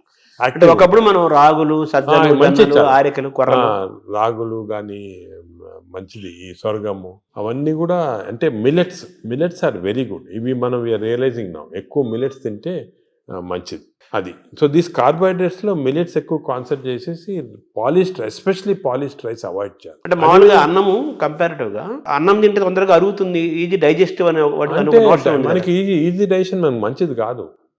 మనకి ఈజీ డైజెషన్ అంటే పేషెంట్స్కి బాగా వీక్ ఉన్న వాళ్ళకి అవసరం, కానీ మనకి నార్మల్ కాంప్లెక్స్ డైజెషన్ మంచిది. ఎందుకంటే కాంప్లెక్స్ డైజెషన్లో ఫైబర్, దీన్ని గ్లైసిమిక్ ఇండెక్స్ అంటారు, ఒక టర్మినాలజీ పబ్లిక్ కూడా తెలియాలి. గ్లైసిమిక్ ఇండెక్స్ అంటే ఏమంటే మన ఆహారం తిన్నామంటే మన బ్లడ్ షుగర్ లెవెల్ ఎంత ఇంక్రీజ్ అవుతుంది. సో గ్లైసిమిక్ ఇండెక్స్ ఒక ఫుడ్ ఎక్కువ ఉంది అంటే డైజెషన్ కావచ్చు, కానీ ఆ గ్లైసిమిక్ ఇండెక్స్ ఎక్కువ కావటం వల్ల గ్లూకోజ్ ఎక్కువే మంచిది కాదు బాడీకి. సో రైస్కి, షుగర్కి మ్యాక్సిమం గ్లైసిమిక్ ఇండెక్స్, ఎందుకంటే షుగర్ తినడానికి ఇమీడియట్ గ్లూకోజ్ ఎక్కువ అవుతుంది, రైస్ తినడానికి కొంతవరకు అవుతుంది. కానీ కాంప్లెక్స్ కార్బోహైడ్రేట్స్ మిల్లెట్స్ అయితే గ్లైసిమిక్ ఇండెక్స్ తక్కువ. కొన్ని ఉన్నాయి బీన్స్, మన చిక్కుడుకాయ, ఇది కిడ్నీ బీన్స్ అంటారు అవి, అవన్నీ రాజ్మా, ఇవన్నీ గ్లైసిమిక్ ఇండెక్స్ తక్కువ. అవి కూడా కార్బోహైడ్రేట్స్, గ్లైసిమిక్ ఇండెక్స్ తక్కువ. అంటే అవి తింటే దాంట్లో ఫైబర్ నుంచి గ్లూకోజ్ బయటికి లాగాల, బ్యాక్టీరియా పనిచేయాలి, అన్ని చేసి స్లోగా గ్లూకోజ్ ఇంక్రీజ్ అవుతుంది. సో దట్ ఈస్ నాట్, అది మంచిది. లో గ్లైసిమిక్ ఇండెక్స్ అంటే మంచిది. సో ఇది కార్బోహైడ్రేట్స్. సో అరుగుదల రైస్ తింటే మంచిది అరగటం అనేది మంచిది కాదు, తొందరగా అరగకూడదు, డిలేగా. థర్డ్ ఆస్పెక్ట్ ప్రోటీన్లో మనకి యానిమల్ ప్రోటీన్, వెజిటబుల్ ప్రోటీన్ అంటే ఈ స్ప్రౌట్స్, దాల్స్, ఇవన్నీ వెజిటబుల్ ప్రోటీన్. యానిమల్ ప్రోటీన్లో కొన్ని మంచి ఉంది, చెడు ఉంది. Animal protein high quality protein, for example eggs అనుకోండి, మంచిది యానిమల్ ప్రోటీన్. అదేవిధంగా కొంతవరకు ఫిష్ మంచి ప్రోటీన్, అంటే దాంట్లో ఎక్కువ ఫ్యాట్ లేదు. కానీ ఇప్పుడు రెడ్ మీట్ అనుకోండి, దాంట్లో సాచురేటెడ్ ఫ్యాట్ ఎక్కువ, అది మంచిది కాదు. అసలు రెడ్ మీట్ అనేది తినకూడదు అసలు. ఈ రెడ్ మీట్ వల్ల మనకి బాడీ హార్మ్ కాకుండా ఈ బాడీలో క్యాన్సర్స్ రావటము, కోలన్ క్యాన్సర్స్ వెస్టర్న్ కంట్రీలో చాలా ఎక్కువ పాలిప్స్ అది రెడ్ మీట్ వల్ల. So red meat complete avoid చేస్తేనే బెటర్. సో ఇవి కొన్ని జనరల్ ప్రిన్సిపల్స్ మాట. దీంట్లో స్పెసిఫిక్గా మేము ఈచ్ పేషెంట్కి అడ్వైస్ చేస్తుంటాం. ఎందుకంటే ఇవి ఇంపార్టెన్స్ ఎందుకు వచ్చింది వాటికంటే, మన ప్రపంచంలో 5 బ్లూ జోన్స్ అని ఉన్నాయి. బ్లూ జోన్స్ అంటారు, బ్లూ జోన్స్. ఈ 5 బ్లూ జోన్స్లో ఫర్ ఎగ్జాంపుల్ సార్డినియా అని ఇటలీలో ఉంది, అదేవిధంగా లైమలోండా అని చిన్న అంటే ఒక్కనవా అని జపాన్లో ఉంది. ఈ 5 బ్లూ జోన్స్లో ఏమంటే people are living for very long period. ఈ బ్లూ జోన్స్, అవి బ్లూ జోన్స్ అంటారు. అంటే కొన్ని వరల్డ్లో 5 బ్లూ జోన్స్లో people are living mainly 100 years దాకా. అందరు అక్కడ 100 years బతుకుతారు. లాంగివిటీ ఒకటి, హెల్తీగా ఉన్నారు అందరు. డయాబెటీస్ తక్కువ, హైపర్ టెన్షన్, హార్ట్ డిసీజ్. ఎందుకు అని చాలామంది దీన్ని రీసెర్చ్ చేసి చూస్తే మెయిన్గా వాళ్ళ 2 diet habits, second physical activity. They are all very active physically. 100 years అయినా కూడా వాడు వాక్స్కి వెళ్తుంటారు, అది చేస్తారు, గార్డెనింగ్ చేస్తారు, సైకిల్తో కూడా వెళ్ళిపోతారు. మెంటలీ బాగా యాక్టివ్ ఉంటారు. డయట్ వాళ్ళది మెడిటరేనియన్ డయట్ అని ఎక్కువ తింటారు. ఇది మెడిటరేనియన్ అంటే olive oil, nuts, vegetables, fresh fruits, fish. Food and యాక్టివిటీసే మెయిన్. ఫుడ్ ఇటువంటి ఫుడ్ అంటే మన బాడీకి ఎక్కువ స్ట్రెయిన్ లేకుండా మంచి ఫుడ్. ఇవి మేము యాక్చువల్లీ మా దాంట్లో రీసెర్చ్ చేసి ఇటువంటి ఫుడ్ ఆలివ్ ఆయిల్ మనం తినలేము. Then we are converted it Indo Mediterranean diet. మా వెబ్సైట్లో దొరుకుతుంది, మీకు 400 రెసిపీస్ ఉన్నాయి. అంటే మెడిటరేనియన్ దోశ ఎలా చేయాలా, మెడిటరేనియన్ ఇడ్లీ ఎలా ఉంటుంది, వేరేగా ఉంటుంది మన దాంట్లో.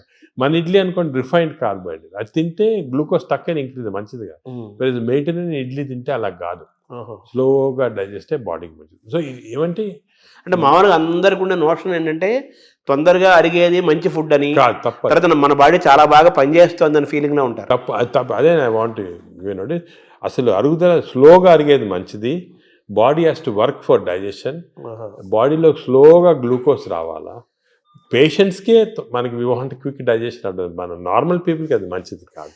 సార్ ఈ ప్రోటీన్ గురించి మీరు చెప్పారు కదా, ఫిష్, ఎగ్స్ ఇవి చెప్పారు. ఇదంతా వెజిటేరియన్ వాళ్ళకి ఎక్కడ నుంచి? వెజిటేరియన్ వాళ్ళకి ప్రోటీన్స్ చాలా, అసలు వెజిటేరియన్ ప్రోటీన్ మంచి ప్రోటీను, దాల్, స్ప్రౌట్స్, ఆల్ లెంటిల్స్లో ప్రోటీన్స్ ఉంటాయి. బీన్స్, ఇటువంటి దాంట్లో కూడా పెసర మంచిది. ఇప్పుడు దోశ బదులు పెసరట్టు తినండి, మంచిది. మన పెసరట్టు మంచిది చాలా. మీరు ఒక 2 రోజులు దోశలు ఇడ్లీలు ఆపేసి పెసరట్టు తినండి, మంచిది చాలా. పెసరట్టు మన ట్రెడిషనల్గా చూడండి, పెసరట్టు, కోకోనట్ చట్నీ, సాంబారు, అల్లం పచ్చి, ఇవన్నీ మంచి అసలు హెల్తీ.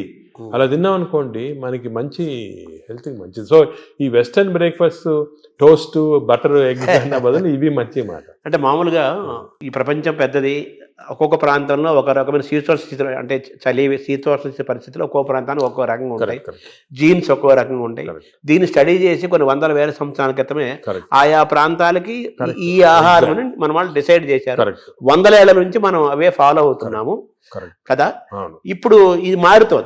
మారడం లేదు. నేను అనేది ఏమంటే మనం ఏ ప్రాంతంలో ఉన్నామంటే ఆ ప్రాంతము భోజనం ఫుడ్స్ అడాప్ట్ చేయడం మంచిది.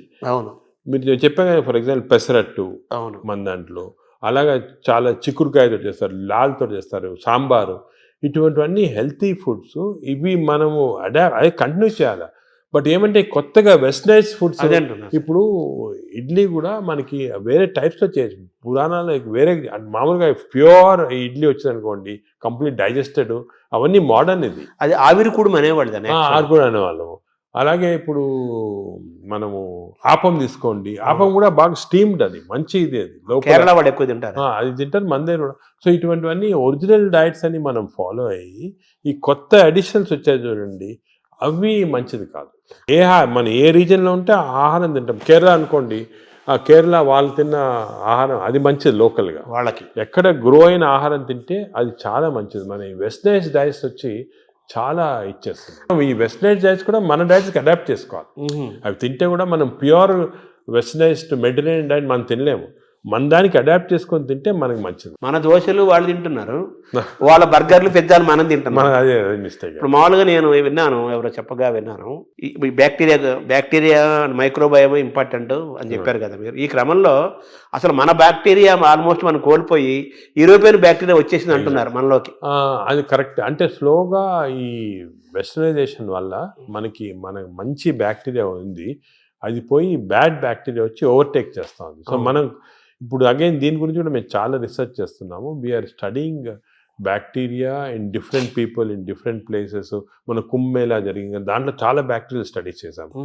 అలాగే వీఆర్ డన్ మంచి రిజల్ట్స్ పబ్లిష్ చేస్తున్నాము. ఇప్పుడు నేను ప్రకారం మన బ్యాక్టీరియా, మన న్యాచురల్ బ్యాక్టీరియా, మన దేశంలో ఉన్న బ్యాక్టీరియా, మన ప్రాంతాల్లో ఉన్న మంచి బ్యాక్టీరియా, అవి ప్రిజర్వ్ చేసుకోవాలి. అవి చేయడానికి కొన్ని టెక్నిక్స్, కొన్ని మెథడ్స్ అవి ఉన్నాయి. అవి మేము ఇప్పుడు ఇంకోటి ఏం చేస్తున్నామంటే రీసెర్చ్, ఈ ఎక్స్టెన్సివ్ బ్యాక్టీరియా రీసెర్చ్ చేసిన తర్వాత ఏవి మంచి బ్యాక్టీరియా, ఏ చెడ్డి బ్యాక్టీరియా అని కనుక్కున్న తర్వాత ఈ బ్యాక్టీరియా అనేది మన స్టూల్స్లో ఉంటాయి, కష్టం వేయటం, థెరపీలు ఇవ్వడం. So we're desiccating it and producing what is called crapsules. అంటే ట్యాబ్లెట్స్, మన ఈ మామూలుగా యాంటీబయాటిక్స్ ఇటువంటి ట్యాబ్లెట్స్ బదులు ఈ డెసికేటెడ్ స్టూల్ క్యాప్సూల్సే ట్యాబ్లెట్స్ లాగా ఇస్తున్నాం. భవిష్యత్తు అదే అంటున్నారు, ఫ్యూచర్ అదే దానికి. తర్వాత సార్ మార్నింగ్ మన తెలుగు వాళ్ళం కాబట్టి మన ప్రాంతం మాట్లాడుకున్నాం. ఇప్పుడు మీ టాపిక్ అంతా లోకల్గా ఏ ఆహారం అవైలబుల్గా ఉందో 100 ఏళ్ల నుంచి అది తినండి. లోకల్గా మనం ఎలా ఉన్నామో దాన్ని ఫాలో. సేమ్ ఫిజికల్ యాక్టివిటీ చూసుకోండి, same activity, you don't have to. కానీ ఇప్పుడు ఆ ఆఫీస్లో కూర్చోవడం టైం లేకుండా వేరే అడ్వకేటింగ్, సరే ఎక్సర్సైజ్ 1 అవర్ చేయాలా, ఎక్సర్సైజ్ చేయాలా. ఈ ఎక్సర్సైజ్ కూడా ఇంపార్టెన్స్ ఏమంటే అందరు నేను 1 అవర్ చేస్తున్నా సార్ టైర్డ్ అయిపోతున్నామని అంటుంటారు. ఎక్సర్సైజ్లో 2 టైప్స్ ఉన్నాయి. కొంతమందికి మార్నింగ్ ఎక్సర్సైజ్ చేస్తే మంచిది, కొంతమందికి రాత్రి చేస్తే మంచిది. ఇప్పుడు నేను ఫర్ ఎగ్జాంపుల్ నేను నైట్ చేస్తేనే నాకు ఫ్రెష్గా ఉంటుంది. మార్నింగ్ అది ఎలాగంటే బాడీలో లాక్టేట్స్ అని ఉంటాయి. లాక్టేట్ మెజర్మెంట్ చేసి మనం కనుక్కోవచ్చు. లాక్టేట్స్ ఎక్కువ అయిపోయాయి అనుకోండి, అప్పుడు నైట్ చేస్తే బెటర్. అది మరి ఎక్కువ సంకేతం తెలుస్తుందా? తెలిసిపోతుంది కదా మనకి. ఇప్పుడు బాడీలో ఎక్సర్సైజ్ చేస్తే, అది సింపుల్గా చెప్పాలంటే, సపోజ్ ఎక్సర్సైజ్ చేసామనుకోండి, ఎక్సర్సైజ్ చేసిన తర్వాత మార్నింగ్ ఎక్సర్సైజ్ చేసిన తర్వాత ఫ్రెష్గా ఉండదు, చాలా టైర్డ్ అయిపోయాం అనుకోండి, that means your exercise should be done in the evening. చేసిన తర్వాత ఫ్రెష్గా ఉన్నాం అనుకోండి, you should do in the morning. But సింపుల్గా అది కెమికల్గా కూడా మనం టెస్ట్ చేయొచ్చు. బాడీలో లాక్టేట్స్ తీసుకొని, ఎప్పుడు లాక్టేట్ లెవెల్ చాలా ఎక్కువ అయిపోయింది, ఫర్ ఎగ్జాంపుల్ నాకు పర్సనల్గా చెప్తున్నా కదా, నేను ఐ ఎక్సర్సైజ్ ఎవ్రీడే 1.5 hours చేస్తాను విగరస్ ఎక్సర్సైజ్. కానీ ఆ ఎక్సర్సైజ్ మార్నింగ్ చేశాను అనుకోండి, I feel dull whole day.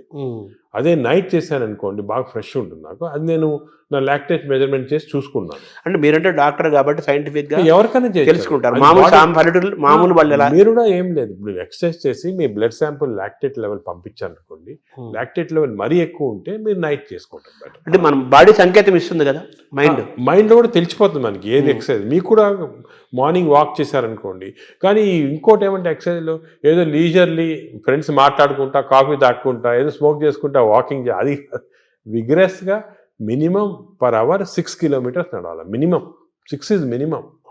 అంటే ఐడియల్ 5 kilometers అంటారు కాదు, 6. అదే సెకండ్. అదేవిధంగా ఈ ఎక్సర్సైజే కాకుండా మజిల్స్ చాలా ఇంపార్టెంట్. మనకి ఏం తెలిసిందంటే మన మెటబాలిజము బాడీ నుంచి మజిల్స్ తెప్పిస్తే మంచిది బాడీకి.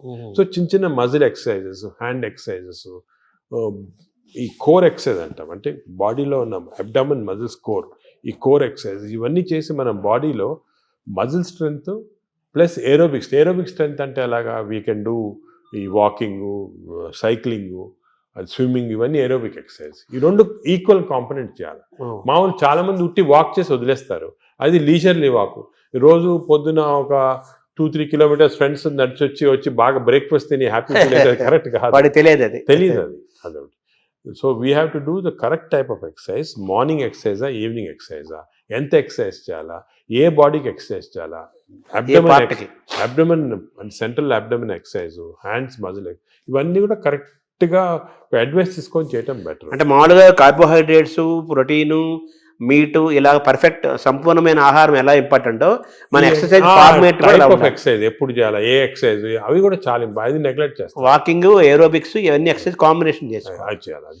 ఇప్పుడు థర్డ్ కాంపోనెంట్ గట్ హెల్త్కి స్లీప్. స్లీప్ గురించి చాలా మిస్నామర్స్ ఉన్నాయి. అంటే చాలామంది బిజీ వాళ్ళు, ఇప్పుడు నేను కూడా మొట్టమొదట ఇది కూడా మిస్టేక్స్ చేసేవాళ్ళము. టైం లేదని చెప్పి 4 గంటలు పండుకోవటము అలా చేసి కొంతవరకు ఈ బ్యాక్టీరియా చాలా important. They are very sensitive to sleep. Bacteria కూడా పండుకోవాలి కదా, రెస్ట్ ఇవ్వాలి కదా. మనం సపోజ్ మన బాడీ వర్క్ చేస్తుంది, దాని రెస్ట్ అవి ఇరిటేట్ అయిపోయి గుడ్ బ్యాక్టీరియా పోతాయి బాడీలో. అంటే ఎలాగంటే మన ఆర్గనైజేషన్ ఎంప్లాయీస్ ఉంటారు, మన ఎంప్లాయీస్కి రెస్ట్ ఇవ్వకుండా రాత్రి పగలు పని చేయండి అంటే మంచోళ్ళు వెళ్ళిపోయి చెడ్డోళ్ళు మిగులుతారు, మధ్య ఫైట్ వచ్చి. అలాగే బ్యాక్టీరియా కూడా సేమ్ ఒక ఫ్యాక్టరీ లాగా లోపల. Look after sleep. స్లీప్ నార్మల్గా ఇండివిజువల్గా ఒకరికి 8 hours, కొంతమంది 6 hours, అలా డిఫరెంట్ రేంజ్. 6 to 8 hours అంటాము, 7 hours నార్మల్గా యావరేజ్. మరీ ఎక్కువ స్లీప్ 10 hours చేస్తే కూడా లోపల బద్ధకం వచ్చేస్తుంది, బ్యాక్టీరియా కూడా బద్ధకం వస్తుంది. ఎంత ఇవ్వాలి అంత ఇవ్వాలి, 7 to 8 hours. కానీ మోస్ట్ ఇంపార్టెంట్ ఏమంటే మనం మాడిఫై కూడా చేసుకోవచ్చు ఈ స్లీప్. కొన్ని ఎక్సర్సైజెస్ వల్ల 8 hours అవసరం ఉన్న స్లీప్ 4 hours సేమ్ స్ట్రెంగ్త్ రావచ్చు. అదేమంటే రెమ్, నాన్ రెమ్ స్లీప్ అంటారు. రెమ్ స్లీప్ ఇంపార్టెంట్ మనకి, ర్యాపిడ్ ఐ మూమెంట్ స్లీప్ అంటారు, గాఢ నిద్ర అంటారా. రెమ్ స్లీప్ అనేది మన నిద్రలో డ్రీమ్స్ వస్తాయి, అవన్నీ రెమ్ స్లీప్. ఈ రెమ్ స్లీప్ మనం if are able to condense to 4 hours we can get. ఇది కూడా ఒక టెక్నిక్, ట్రైనింగ్, అంటే ఇది ఒక సెపరేట్ సబ్జెక్ట్, చాలా టైం పడుతుంది. స్లీప్ హైజీన్ అంటారు కదా, sleep hygiene, sleep training, sleep technique ఇవన్నీ ఉన్నాయి. ఇవి కరెక్ట్గా మనం చేసుకోవచ్చు. 8 hours 7 hours స్లీప్ని 4 hours చేసుకోవచ్చు. బట్ అది నార్మల్ వాళ్ళు చేయలేరు. మనం దీనికి ఒక టెక్నిక్, ప్రాక్టీస్. ఫర్ ఎగ్జాంపుల్ నేను I mastered it, I can go for 4 hours and get same amount of energy as 8 hours. కానీ మామూలుగా చేయటం చాలా కష్టం unless you practice that sleep hygiene. అంటే స్లీప్ చేతిలో మనం ఉన్నామా, స్లీప్ మన చేతిలో తెచ్చుకోవచ్చు. స్లీప్ మన చేతి తెచ్చుకోవచ్చు. చాలా వరకు నార్మల్ పబ్లిక్ స్లీప్ చేతిలో ఉన్నారు. సో అప్పుడు ఏం చేయాలా, suppose you don't have this technique and to do this, ఎందుకంటే ఇవన్నీ కూడా కొంత ప్రాక్టీస్ అవ్వాలి. లేదంటే మోస్ట్ ఇంపార్టెంట్ ప్రిన్సిపల్ ఏమంటే మీరు స్లీపింగ్ బిట్వీన్ 10 to 4, అంటే 6 hours ఉందనుకోండి, 10 to 4 చేయండి, లేకపోతే 10 to 6 చేయండి. అంటే 10 o'clock అర్లీ స్లీప్ అని. ఎందుకంటే నేచర్ కూడా ఎలాగంటే మనం ఎప్పుడు ఈ లైట్లు గీట్లు లేనప్పుడు సన్ రైజ్ లేసేవాళ్ళము, సన్ సెట్టింగ్ పండుకున్నాము పల్లెటూరు. సో సన్సెట్ నార్మల్గా 7 o'clock 8 o'clock అవుతుంది. So early sleep. Sunrise పొద్దున early morning 5 o'clock 6 o'clock. So ఆ sunrise sunset timing maintain చేస్తే కొంతవరకు న్యాచురల్ స్లీప్ చాలా హెల్తీ స్లీప్. అంటే బ్యాక్టీరియా కూడా చాలా సంతోషపడతాయి. అండ్ ఎవల్యూషన్ ఇది మిలియన్స్ ఆఫ్ ఇయర్స్ ఎప్పుడు వచ్చింది కాదు, కొన్ని మిలియన్స్ ఆఫ్ ఇయర్స్ ఎవల్యూషన్లో ఇలా తయారయ్యాం మనం. ఇప్పుడు ఈ గత 200-300 సంవత్సరాలుగా ఈ ఎలక్ట్రిసిటీ ఇవన్నీ రావడం జరిగింది. కానీ ఓల్డెన్ డేస్లో మనం చేసేది ఆ ప్యాటర్న్ ఫాలో అవుతుంది. So early bed, early getting up, Early to bed and early to rise అంటారు కదా. అంటారు కదా, అది సామెత మంచి కరెక్ట్ సామెత. అది మనకి చాలా మంది successful people have done that. ఇప్పుడు మనకి స్లీప్ టెక్నిక్, వర్కింగ్ స్టైల్ మారింది కదా సార్. మనకు మారింది కాబట్టి మనం ఈ కొత్త స్లీప్ ఎక్సర్సైజ్, స్లీప్ టెక్నిక్ చేసి కొంచెం మార్పులు చేస్తున్నాం. ఫర్ ఎగ్జాంపుల్ నాలాటోళ్ళు అర్లీ స్లీప్ పాసిబిలిటీ కాకపోతే I can modify this using these techniques and get the same effect. ఇది జనరల్ పబ్లిక్ చేయలేరు కదా. అంటే మెటాబాలిజం యాక్సెప్ట్ చేస్తుందా? అంటే మనం ట్రైన్ చేసుకోవచ్చు. స్లీప్ కూడా ట్రైనింగ్ ఉంది. అంటే మన ఎక్సర్సైజ్ ట్రైనింగ్, ఈటింగ్ ట్రైనింగ్ లాగా స్లీప్ లో కూడా ట్రైనింగ్ ఉంది. అంటే మన మైండ్ ట్రైనింగ్ ట్రైనింగ్ అది ఉంది, కానీ అది జనరల్ పబ్లిక్ చేయడం కష్టం. కానీ జనరల్ పబ్లిక్ దానికి మేము అడ్వైస్ చేస్తామంటే స్లీప్ అర్లీ, గెటప్ అర్లీ, ఆ టెక్నిక్ మరి. అప్పుడు దానికి అదేవిధంగా ఈటింగ్ కూడా దానికే మేము ఇప్పుడు చాలా దీంట్లో కూడా చాలా అర్లీగా మీ లాస్ట్ డిన్నర్ 7 o'clock తర్వాత తినకూడదు. లాస్ట్ ఫుడ్ బి 7 o'clock, 7 గంటల తర్వాత తినొద్దండి. ఆఫ్టర్ సన్సెట్ తినకూడదు. అంతే సన్సెట్ అంటే 7 మనం టైం పెట్టుకుంటే కొంచెం సన్సెట్ లేట్ కావచ్చు. అది ఇంకోటి ఏమంటే మన ఇండియాలో టైం జోన్స్ చాలా వేరీ ఉంటాయి. ఇప్పుడు అస్సాంలో ఉన్న టైము, బాంబేలో టైం సేమ్, కానీ యాక్చువల్లీ కరెక్ట్ కాదు నేచర్ ప్రకారం. మనము 7 o'clock అని పెట్టామనుకోండి, అది ఈజీగా అర్థమవుతుంది. సో మామూలుగా మన బ్రేక్ఫాస్ట్ హెవీగా ఉండాలా, లంచ్ కొంచెం మోడరేట్గా ఉండాలా, డిన్నర్ చాలా లైట్గా ఉండాలా before 7 o'clock. Simple principles. Overall గా మన గట్ హెల్త్ అనేది మొత్తం present, future, everything gut health కాబట్టి ఈ గట్ హెల్త్ మెయింటైన్ చేయాలంటే ఫుడ్, యాక్టివిటీస్ అండ్ స్లీప్ ఇవి కరెక్ట్ అని నార్మల్గా చెప్తుంటారు అందరు, ఫుడ్ యాక్టివ్స్ అయిపోయినా. అది కానీ దీంట్లో చాలా సైన్స్ వచ్చింది, మనం డిస్కస్ చేసాం కదా, దీనిలో చాలా నాలెడ్జ్ వచ్చింది, చాలా ఉంది. మనం ఒకప్పుడు ఈ sleep pattern, sleep hygiene, sleep ఎలా కంట్రోల్ అవన్నీ తర్వాత ఒక డిస్కషన్ పెట్టుకుంటాము. కానీ ఈచ్ ఏరియాలో ఫుడ్లో ఇంత నాలెడ్జ్ ఉంది, ఎక్సర్సైజ్లో ఈ టైప్ ఆఫ్ ఎక్సర్సైజ్ అందరికి తెలియదు. అందరంటే నిన్ను చాలా మంది పేషెంట్స్ని చేస్తున్నారు ఎక్సర్సైజ్. మా పొద్దున్న పూట మేము ఫ్రెండ్స్ అందరం వాకింగ్ చేస్తాం సార్, 2-3 కిలోమీటర్లు కబుర్లు చెప్పుకొని, సెల్ ఫోన్ మాట్లాడుకుంటాం. అంటే మాట్లాడుకోవచ్చు, కబుర్లు చెప్పుకోవచ్చు. కానీ బ్రిస్క్ వాక్ 6 km/h అనేది కాన్సెప్ట్. అదే విధంగా మజిల్ బిల్డింగ్, మీకు కోర్ మజిల్స్, అన్ని షోల్డర్ మజిల్స్, ఇవన్నీ కూడా కొంతవరకు బిల్డ్ చేయాలి. అది సబ్ టెక్స్ట్ అంటారు చూడండి, సబ్ టెక్స్ట్ అనేది ఉంది. ఓవరాల్ గా హెడ్డింగ్ అనేది సబ్ టెక్స్ట్. సో పీపుల్ కొంచెము వాళ్ళు అవేర్నెస్ తెచ్చుకొని దీని గురించి ఇంట్రెస్ట్ తీసుకొని దీనికి ఒక మంచి ఓన్ బాడీ అంటాం మనం. మా రీసెంట్గా మన డాక్టర్ మంచి డాక్టర్ సరీన్ గారని ఢిల్లీలో బుక్ రాశారు, ఓన్ బాడీ. అంటే మన బాడీకి వీఆర్ రెస్పాన్సిబుల్, అంతే కదా. వేరే మీ డాక్టర్ బాగా చేస్తారు, లేకపోతే మా హెల్త్ బాడీ మంది కదా, అవన్నీ కరెక్ట్ కాదు. మన బాడీ మనం ఓన్ చేయాలి. ఇప్పుడు మనకి ప్రెషియస్ వస్తువు ఉందనుకోండి ఇంట్లోనే, మనం ఎంత జాగ్రత్త చూసుకుంటాం దాన్ని, మనం బాడీని అంత జాగ్రత్త చూసుకోవటం లేదు. అది ఇన్నర్ ఇంజనీరింగ్ అంటారు కదా, మనలోకి మనం లోపలికి చూసుకుంటూ, మనల్ని గమనించుకుంటూ, మన శరీరాన్ని మనం ఓన్ చేసుకుంటూ, మన హెల్త్ ని మనం డ్రైవ్ చేసి సింపుల్ ప్రిన్సిపల్స్ ఫాలో అయితే అంతే చాలా వరకు మనం బాడీ, మనం లైఫ్ స్పాన్ పెంచుకోవచ్చు హెల్తీగా. అంటే ఇంకోటి, ఇప్పుడు it is not question of life span, ఆ వర్డ్ తీస్తాం మన డిక్షనరీ. హెల్త్ స్పాన్ అంటే మనం ఎన్ని రోజులు బాగా జీవించవచ్చు. నార్మల్గా ఈ యానిమల్స్ అన్ని కూడా ఒక లైఫ్ స్పాన్ అని ఉంటుంది కదా, ఒక్కొక్క ఏజ్ ఉంటుంది. Human beings actually 120 years normal. అవును, బట్ 120 years ఎంతమంది చాలా తక్కువ మంది. ఎందుకంటే ఇవన్నీ ఈ ప్రాబ్లమ్స్ వల్ల మనకి we don't want 120 years life span, ఏదో కర్రలు పట్టుకొని నడవలేక. హెల్త్ స్పాన్ మీకు 80 years or 90 years బాగా హెల్తీగా ఉన్నాం అనుకోండి, చాలా. అది సో హెల్త్ అంటే మన టాబ్లెట్, మెడిసిన్స్ ఇవన్నీ వేసుకొని ఎంత తక్కువ లైఫ్ స్పాన్ పెరుగుతుంది. ఇప్పుడు పరిస్థితి అది కరెక్ట్ కాదు. మనం ఎంత హెల్తీగా ఉంటే, అసలు ఇవన్నీ కూడా diabetes, heart disease, liver fatty, ఇవన్నీ రివర్సిబుల్. క్యాన్సర్ కొన్ని ప్రివెంటబుల్, క్యాన్సర్ రివర్సిబుల్ కాదు, ప్రివెంటబుల్. డయాబెటీస్, హెల్త్, హార్ట్, మన అన్ని వెజల్స్ బ్లాక్ అయిన తర్వాత we have seen by following certain principal you can reverse it. మీకు అవసరం లేదు, షుగర్ రివర్స్ చేయొచ్చు, హార్ట్ రివర్స్ చేయొచ్చు, లివర్ ఫ్యాట్, లివర్ కరెక్ట్.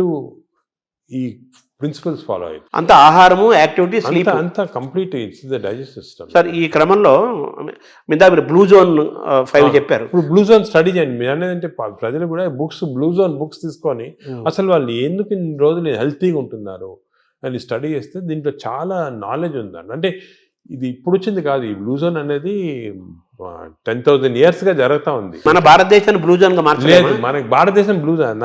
నాదేంటి, నేను చాలా మందికి ఈ పాలిటిక్స్ చెప్తుంటా, why can't we convert at least some part of India into blue zones? చేయొచ్చు. మన తెలుగు ప్రాంతాలను చేయొచ్చు. తెలుగు ప్రాంతాలు బ్లూ జోన్. అంటే ఈ బ్లూ జోన్ అంటే ఒకరిద్దరు పాటించింది కాదు, ఆ పాపులేషన్ అంతా పాటించాలి. ఇప్పుడు ఒక పాపులేషన్ అనుకోండి, మనకి మంచి ప్రోగ్రెసివ్ పాలిటీషియన్స్ సీఎంస్ ఉన్నారనుకోండి, ఒక మంచి కాన్సెప్ట్ తీసుకొచ్చి ఐడియా, నేను అనుకునేది అందరికి ఉంది, అది మన దేశం అంటే ఆంధ్రప్రదేశే తెలంగాణ ఏదైనా కూడా బ్లూ జోన్స్ లాగా మార్చేసేవచ్చు, కానీ అందరు ఫాలో కావాలి. అంటే బ్లూ జోన్గా మారడం అంటే ఏం చేయాలి సార్? అంటే ఈ వాళ్ళు బ్లూ జోన్స్లో ఏం చేస్తారో స్టడీ చేసి మనం ఇంప్లిమెంట్ చేస్తే అయిపోతుంది. అంటే మీరు చెప్పిన ఆ మూడేనా? అంతే healthy food pattern, exercise pattern, life style, sleep pattern, వాతావరణ కాలుష్యం కూడా ఉంది, పొల్యూషన్. ఆ వాతావరణ లక్లీ మనకు అంత లేదు. ఇప్పుడు ఢిల్లీ అనుకోండి, అదే నార్త్ ఇండియా అనుకోండి, ఆ పొల్యూషన్ అనేది మనకు హ్యాండిల్ లేదు, ఏం చేయలేము. కానీ లక్లీ మనం ఇప్పుడు తీసుకున్నాం అనుకోండి, ఇప్పుడు అదేముంది, గ్రీనరీ ఇంక్రీజ్ చేసుకోవటము, అది అటువంటివన్నీ కూడా చేసుకొని ఈ మన waste plastics, for example other problems plastics. ఈ ప్లాస్టిక్స్ వల్ల కూడా మేము చాలా రీసెర్చ్ చేస్తున్నాం. చాలా micro plastics producing tissue damage అనేది చాలా ఉంది. కొన్ని plastic bottle, especially plastic bottle ఎండలో పెడతాము, అది తాగామనుకోండి, దాంట్లో చాలా మైక్రో ప్లాస్టిక్స్ మన బాడీలో ఎంటర్ అయ్యి చాలా ప్రాబ్లమ్, డేంజరస్ అది. ఇటువంటివి మనం అదే కాకుండా ఇంతకుముందు కాపర్ వెజల్స్, అది కూడా మంచిది కాదు. What is the good vessels to cook, what is the vessels to, అవన్నీ కూడా కొన్ని న్యాచురల్ ప్రిన్సిపల్స్ ఫాలో అయితే. సరే, మీరు పద్మవిభూషణ్ తీసుకోవడానికి వెళ్ళినప్పుడు ఎలాగో ప్రెసిడెంట్ ఉంటారు, ప్రధానమంత్రి, కొంచెం ఒక సెకండ్ హ్యాండ్ ఇంటరాక్ట్ అయ్యే అవకాశం ఉన్న టైంలో మన భారతదేశాన్ని బ్లూ జోన్గా మార్చాలని అనుకుంటున్నాను, ఆయన ఇంటరాక్ట్ అయ్యే అవకాశం ఉంది అంటే మనకి టైం అని దొరకలేదు. ఇవన్నీ కూడా డిస్కషన్స్ చాలా 1 hour 2 hours కూర్చొని డిస్కస్ చేసి, నేను పాలిటీషియన్స్ కూడా మన వాళ్ళు అందరూ ఇంట్రెస్టెడ్ ఉన్నారు, కానీ టైం దొరకాల కాన్సెప్ట్. ఇంకోటి, this should be done by ప్రజలు కూడా డ్రైవ్ చేయాలి, ప్రజలకి అవేర్నెస్ రావాలి, అవేర్నెస్ వచ్చి మనం ఇటువంటి పాలిటీషియన్ ఎలక్ట్ చేసుకోవాలా. ఈ ఇంట్రెస్ట్ ఉన్న వాళ్ళకి, పాలిటీషియన్స్ ఇంట్రెస్టెడ్ ఇన్ హెల్త్, అదేవిధంగా న్యాచురల్ హెల్త్, ఆర్గానిక్ ఫుడ్, అటువంటి ఉన్న వాళ్ళని ఎక్కువ మనం సపోర్ట్ చేసాం అనుకోండి, ప్రజలు కూడా. అంటే ప్రజలు, ప్రభుత్వాలు, డాక్టర్స్ అందరూ కలిసి ప్రయాణం చేయాలి. ఇట్స్ ఏ కంబైన్డ్ పీపీపీ అంటారు, మోడ్ అంటారు చూడండి, పబ్లిక్ ప్రైవేట్, ఆ మోడ్లో రావాలి అందరు వచ్చి. ఎందుకంటే అల్టిమేట్లీ మనకి లైఫ్లో ఇంపార్టెన్స్ హెల్త్, అంతే కదా. అదేవిధంగా మనకి హ్యాపీనెస్ అవన్నీ ఉండాలంటే health is the most important. Ultimately health is the bottom line. అంతే, ఎంత రిచ్ ఉండి, ఎంత ఇండస్ట్రియలైజ్ అయ్యి, ఎంత సిటీ, ఎంత పెద్ద పెద్ద సిటీస్ డెవలప్ అయినా కూడా హెల్త్ లేకపోతే అంతే కదా. చాలా మంది కోటీశ్వరులను చూస్తున్నాము, పెద్ద పెద్ద పదవుల్లో ఉంటారు, వాళ్ళు తినలేరు, తాగలేరు, నిద్రపోలేరు, ఎంజాయ్ చేయలేరు. I'm seeing so many rich patients, చాలా పెద్ద పొజిషన్ లో ఉన్నారు, చాలా వాళ్ళ ఫీల్డ్స్ లో చాలా ఫేమస్. సింపుల్ హెల్త్ ఫాలో కాకుండా they have damage their body. వాళ్ళు ఇప్పుడు ఫీల్ అవుతుంటారు, ఈ నాలెడ్జ్ మనకి ఉండుంటే 10 సంవత్సరాల క్రితం ఇలా ఉండేది కాదు. కానీ ఇప్పుడు నాలెడ్జ్ ఇస్ దేర్ కాబట్టి, మీరు ప్రెస్ కానీ, ఎలక్ట్రానిక్ మీడియా కానీ, డిజిటల్ మీడియా కానీ, పొలిటికల్గా కానీ, అందరం కలిసి, మా డాక్టర్స్ అందరం కలిసి, this knowledge we have to give to general public. This knowledge is gold. This time వాళ్ళు కూడా, నేను అనేది అంటే, మనం ఈ ఒక్క సెషన్లో గంట సేపులో అన్ని చెప్పలేము. వాళ్ళు కూడా they should go in to the depth and read books about it, read papers about it, social మీడియాకి వెళ్ళి కరెక్ట్. అంటే మీరు చెప్పినట్టు ఏదేదో అన్నీ వస్తుంటాయి సోషల్ మీడియా, అలా ఫాలో కాకుండా కరెక్ట్గా people have done research, scientist ఉన్నారు దీంట్లో, డాక్టర్స్ ఉన్నారు రెప్యూటెడ్, ఇటువంటి వాళ్ళ దగ్గర నుంచి ఇన్ఫర్మేషన్ తీసుకొని జనరల్ పబ్లిక్ కానీ, జనరల్గా ఇది మనము ప్యాటర్న్స్ అడాప్ట్ చేస్తే డెఫినెట్గా overall health of the country will improve. Sir, ఇందాక మీరు మాట్లాడుతూ స్టూల్ గురించి మాట్లాడారు సార్. భవిష్యత్ అంతా స్టూల్ టెస్టులు జరుగుతాయని, బ్లడ్ బ్యాంకు లాగా స్టూల్ బ్యాంకులు వస్తాయని. మంచి హెల్తీ పీపుల్ని స్టూల్ తీసుకుంటే that stool is different from unhealthy person. ఇప్పుడు ఇంతకుముందు నోబెల్ ప్రైజ్ విన్నర్స్కి బ్రెయిన్ స్టడీ చేస్తారు, ఎందుకు వచ్చింది నోబెల్, ఇప్పుడు స్టూల్ స్టడీ చేస్తున్నారు, తన స్టూల్లో ఏముంది ఇంత ఇంటెలిజెంట్ అయ్యారని. సో మనం ఇవన్నీ బ్యాంకింగ్ చేయొచ్చు, స్టూల్స్ చేసి. నేను చెప్పా కదా, ఒక స్టూల్ పౌడర్ లాగా చేసి డెసికేటెడ్ స్టూల్ ని మనం క్యాప్సూల్స్ లాగా ఇవ్వచ్చు.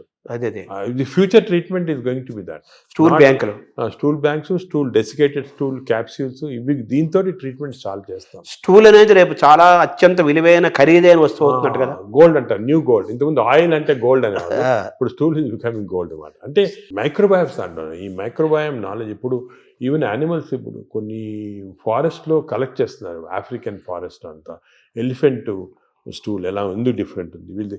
So what are the characters, what give strength to the elephant, what is there in this. ఇందులో నుంచి మనం ఐబిఎస్కి వద్దాం సార్. ఈ ఐబిఎస్ గురించి కూడా చాలా చర్చ జరుగుతుంది. ఆ బౌల్ సిండ్రోమ్, ఇరిటబుల్ బౌల్ అంటారు కదా, బౌల్ సిండ్రోమ్, అది కూడా మనకు చాలా ఇంపార్టెంట్. చాలా మంది, కోట్లాది మంది ఫేస్ చేస్తున్న ఇష్యూస్ అవి. మీరు అన్నట్టు IBS 30% of normal population IBS ఉంది. ఐబిఎస్ అంటే ఏమి? ఐబిఎస్ అంటే symptoms because of gut changes. అంటే డయేరియా రావచ్చు, కాన్స్టిపేషన్ రావచ్చు, పెయిన్ రావచ్చు, ఈ కాంబినేషన్ రావచ్చు. దీని అంటే కడుపు ఉబ్బరము, అరక్కపోవటము, కడుపులో మంటలు, బ్లోటింగ్, డిస్టెన్షన్, ఇది అది అగైన్ కనెక్టెడ్ టు మైక్రోబయామ్. ఈ ఇరిటబుల్ బౌల్ సిండ్రోమ్ అనేది అగైన్ చెడ్డ అలవాట్ల వల్ల, నువ్వు ఎక్కువ డ్రింక్స్ వల్ల, స్మోకింగ్ వల్ల, ఎక్సర్సైజ్ లేకుండా ఉండటం వల్ల, ఇవన్నీ కూడా. ఇప్పుడు రీసెంట్గా మన రీసెర్చ్ ఏమంటే ఈ కెమికల్స్, ఇంటెస్టైన్స్లో కెమికల్స్ చాలా ఉన్నాయి. చెప్పే కదా సెరోటోనిన్, డోపమైన్.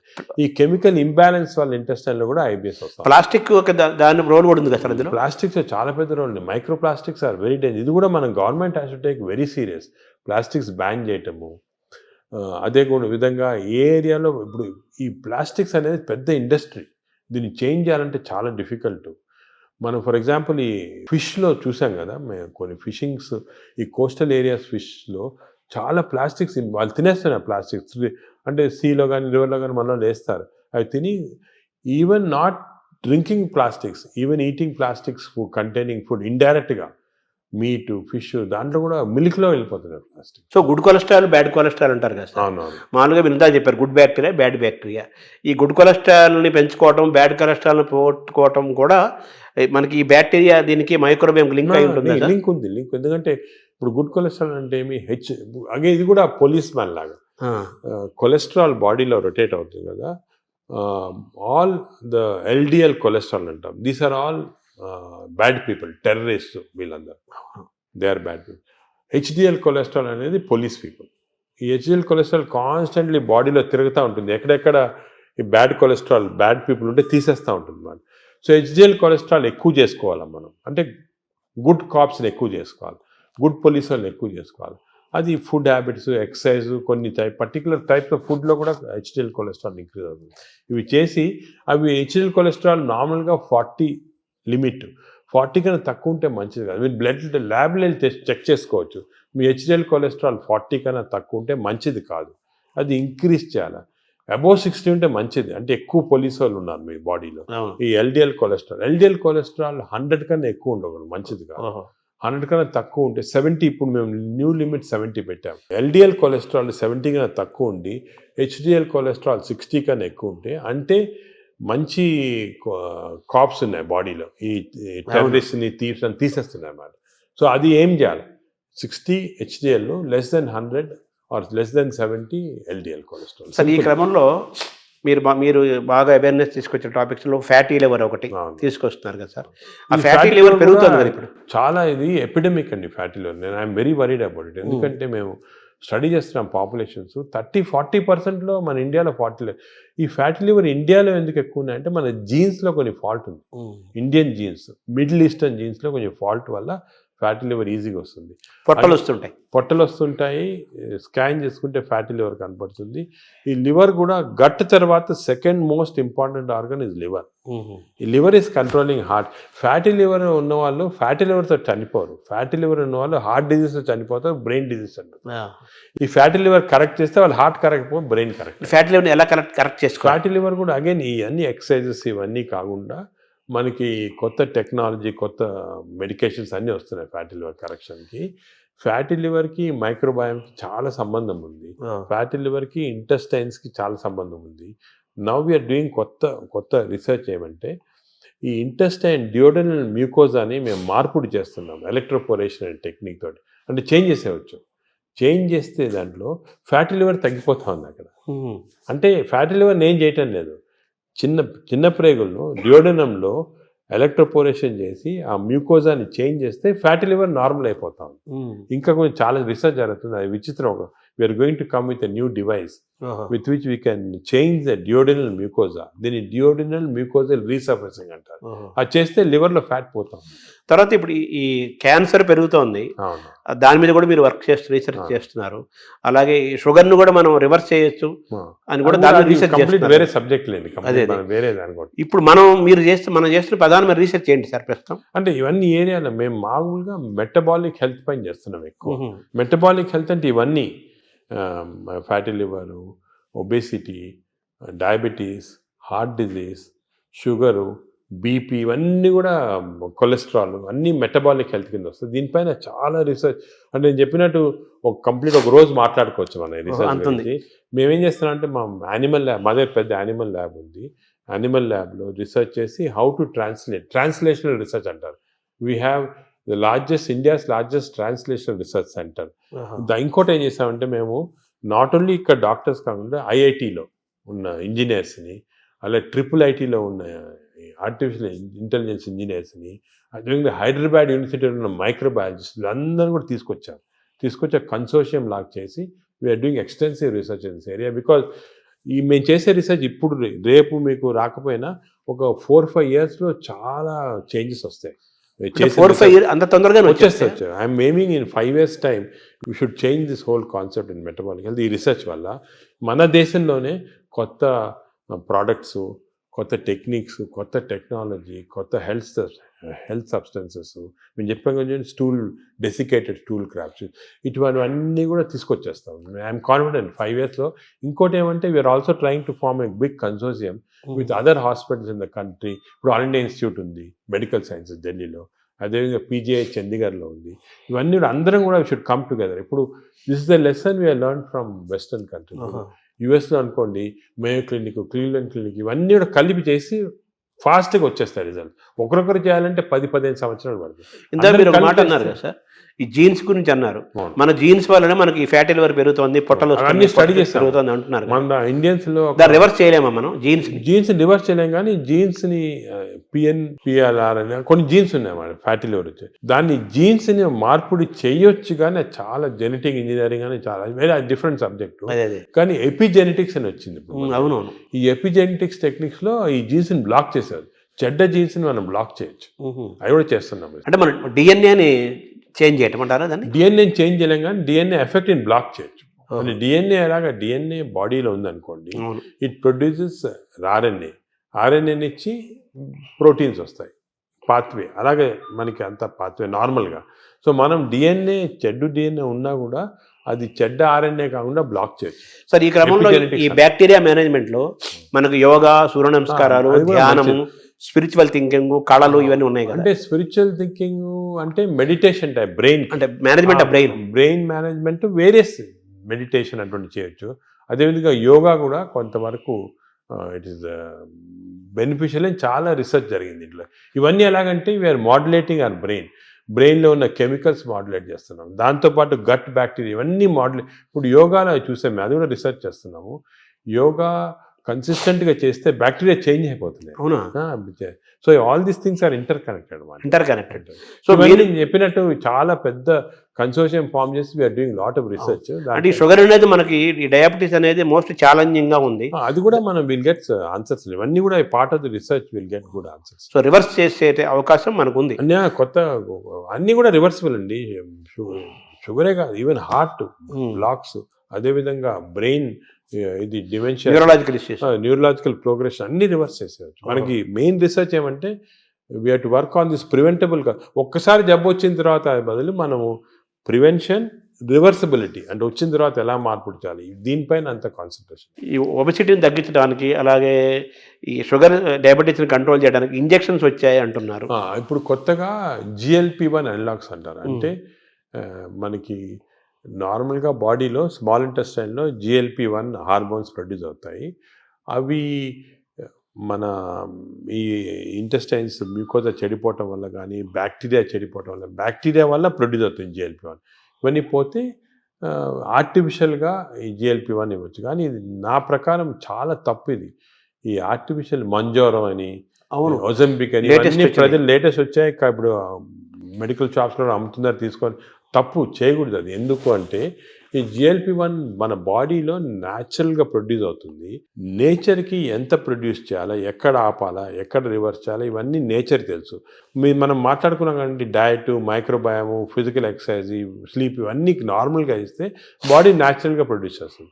ఇవన్నీ అబ్నార్మల్గా ఉంటే మనకి బయట నుంచి ఆర్టిఫిషియల్గా అవుతుంది. బట్ ఆర్టిఫిషియల్ మెడిసిన్ తోటి మనకి ఎంత లిమిట్, ఎంత తీసుకోవాలి, ఎప్పుడు ఆపాలి, ఇవన్నీ కరెక్ట్ తెలియదు. నేను చూశాను చాలామంది ఈ ఇంజెక్షన్స్ వాడుతున్నారు. ఇండియాలో కూడా వచ్చేసింది వచ్చేసింది, ఇండియాలో కూడా చీప్గా వచ్చేసింది. దీనివల్ల ఏం డేంజర్ అంటే వాడినప్పుడు 2-3 నెలలు, 6 నెలలు బాగుంటుంది, వెయిట్ తగ్గుతాము, ఆకలి తగ్గిపోతుంది. కానీ దీనిలో చాలా ఎఫెక్ట్ బాడీ పైన ఉంది. నేను అది కూడా స్టడీ చేస్తున్నాము. బాడీలో ఈ ఇంటెస్టైన్ నరాలు చెడిపోతున్నాయి, మూమెంట్ పోతా ఉంది, ఇంటెస్టైన్ అసలు మూమెంటే చెడిపోయింది. అదేవిధంగా బోన్స్ అబ్జార్ప్షన్ పోయి బోన్స్ వీక్ అయిపోతున్నాయి, మజిల్స్ ఎట్రోఫీ అవుతున్నాయి. ఫేస్లో we got now what is called Ozempic face, అంటే ఫేస్ అంతా ష్రింక్ అయిపోతుంది. చూసుంటారు కొంతమంది సెలబ్రిటీలో ఫేస్ చేంజ్ అయిపోతుంది దీనివల్ల. సో ఇవన్నీ కూడా these effects are some time not reversible also. మన మెటాబాలిజం వ్యతిరేకంగా ఉన్నట్టే కదా. వ్యతిరేకంగా ఉన్నట్టే. న్యాచురల్ మెథడ్లో చేయకుండా ఇలా చేస్తే మంచిది కాదు. మై అడ్వైజెస్ అసలు వాడద్దని, తప్పు ఇది. ఇవన్నీ all these injections artificial methods వాడతాం తప్పు, మనం చేయకూడదు. న్యాచురల్ మెథడ్స్ అన్నీ ట్రై చేసి ఫెయిల్ అయిన తర్వాత అండర్ మెడికల్ సూపర్విజన్ ఒక 3-4 months వాడి ఎందుకు వాడతాం, రీసెట్టింగ్ అంటాం అన్నమాట. మెటబాలిజం రీసెట్ చేయడానికి వాడచ్చు. కానీ ఇయర్స్ టుగెదర్ ఇంజెక్షన్ తీసుకోవడం ఏదైతే చాలా తప్పు. Shortcut methods they are not good. అసలు I advise public strongly don't use these injections. తప్పు చాలా. తర్వాత ఇప్పుడు బ్యారియాటిక్ సర్జరీస్ ద్వారా కూడా మన లోపల ఫుడ్ ఇంటేక్ తగ్గిపోతుంది, షుగర్ లెవెల్స్ తగ్గిపోతాయి అంటున్నారు. బ్యారియాటిక్ సర్జరీ కూడా ఐఎమ్ అగేన్స్ట్, కానీ కొంతవరకు చాలా ఒబేసిటీ వచ్చి మనం న్యాచురల్ మెథడ్లో కంట్రోల్ చేయకపోతే కొంతవరకు హెల్ప్ చేయడానికి బ్యారియాట్రిక్ కానీ ఈ ఇంజెక్షన్స్ కానీ హెల్ప్ చేయడానికి అంతే. దాని తర్వాత మన న్యాచురల్ మెకానిజం వచ్చేసారు.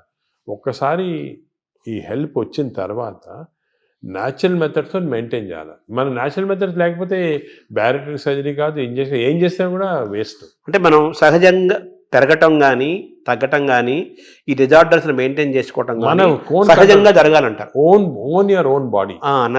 బాడీ అంటే మన బాడీని మనం ఓన్ చేయాలి, మన కంట్రోల్ చేసుకోవాలి. కానీ ఈ వేరే ఇంజెక్షన్స్ కంట్రోల్ డాక్టర్ చేస్తారు, దీన్ని బ్యారియాట్రిక్ చేస్తారు అనేది తప్పు. అసలు మీ మేజర్ గోల్ ఏంటి సార్? అంటే మనకి మీరు పద్మవిభూషణ్ వచ్చింది మన ఇండియా వరకు, అది కాకుండా American association of society of gastroenterologist award కూడా హైయెస్ట్ అవార్డు ఈ గ్యాస్ట్రోఎంటరాలజీకి సంబంధించి.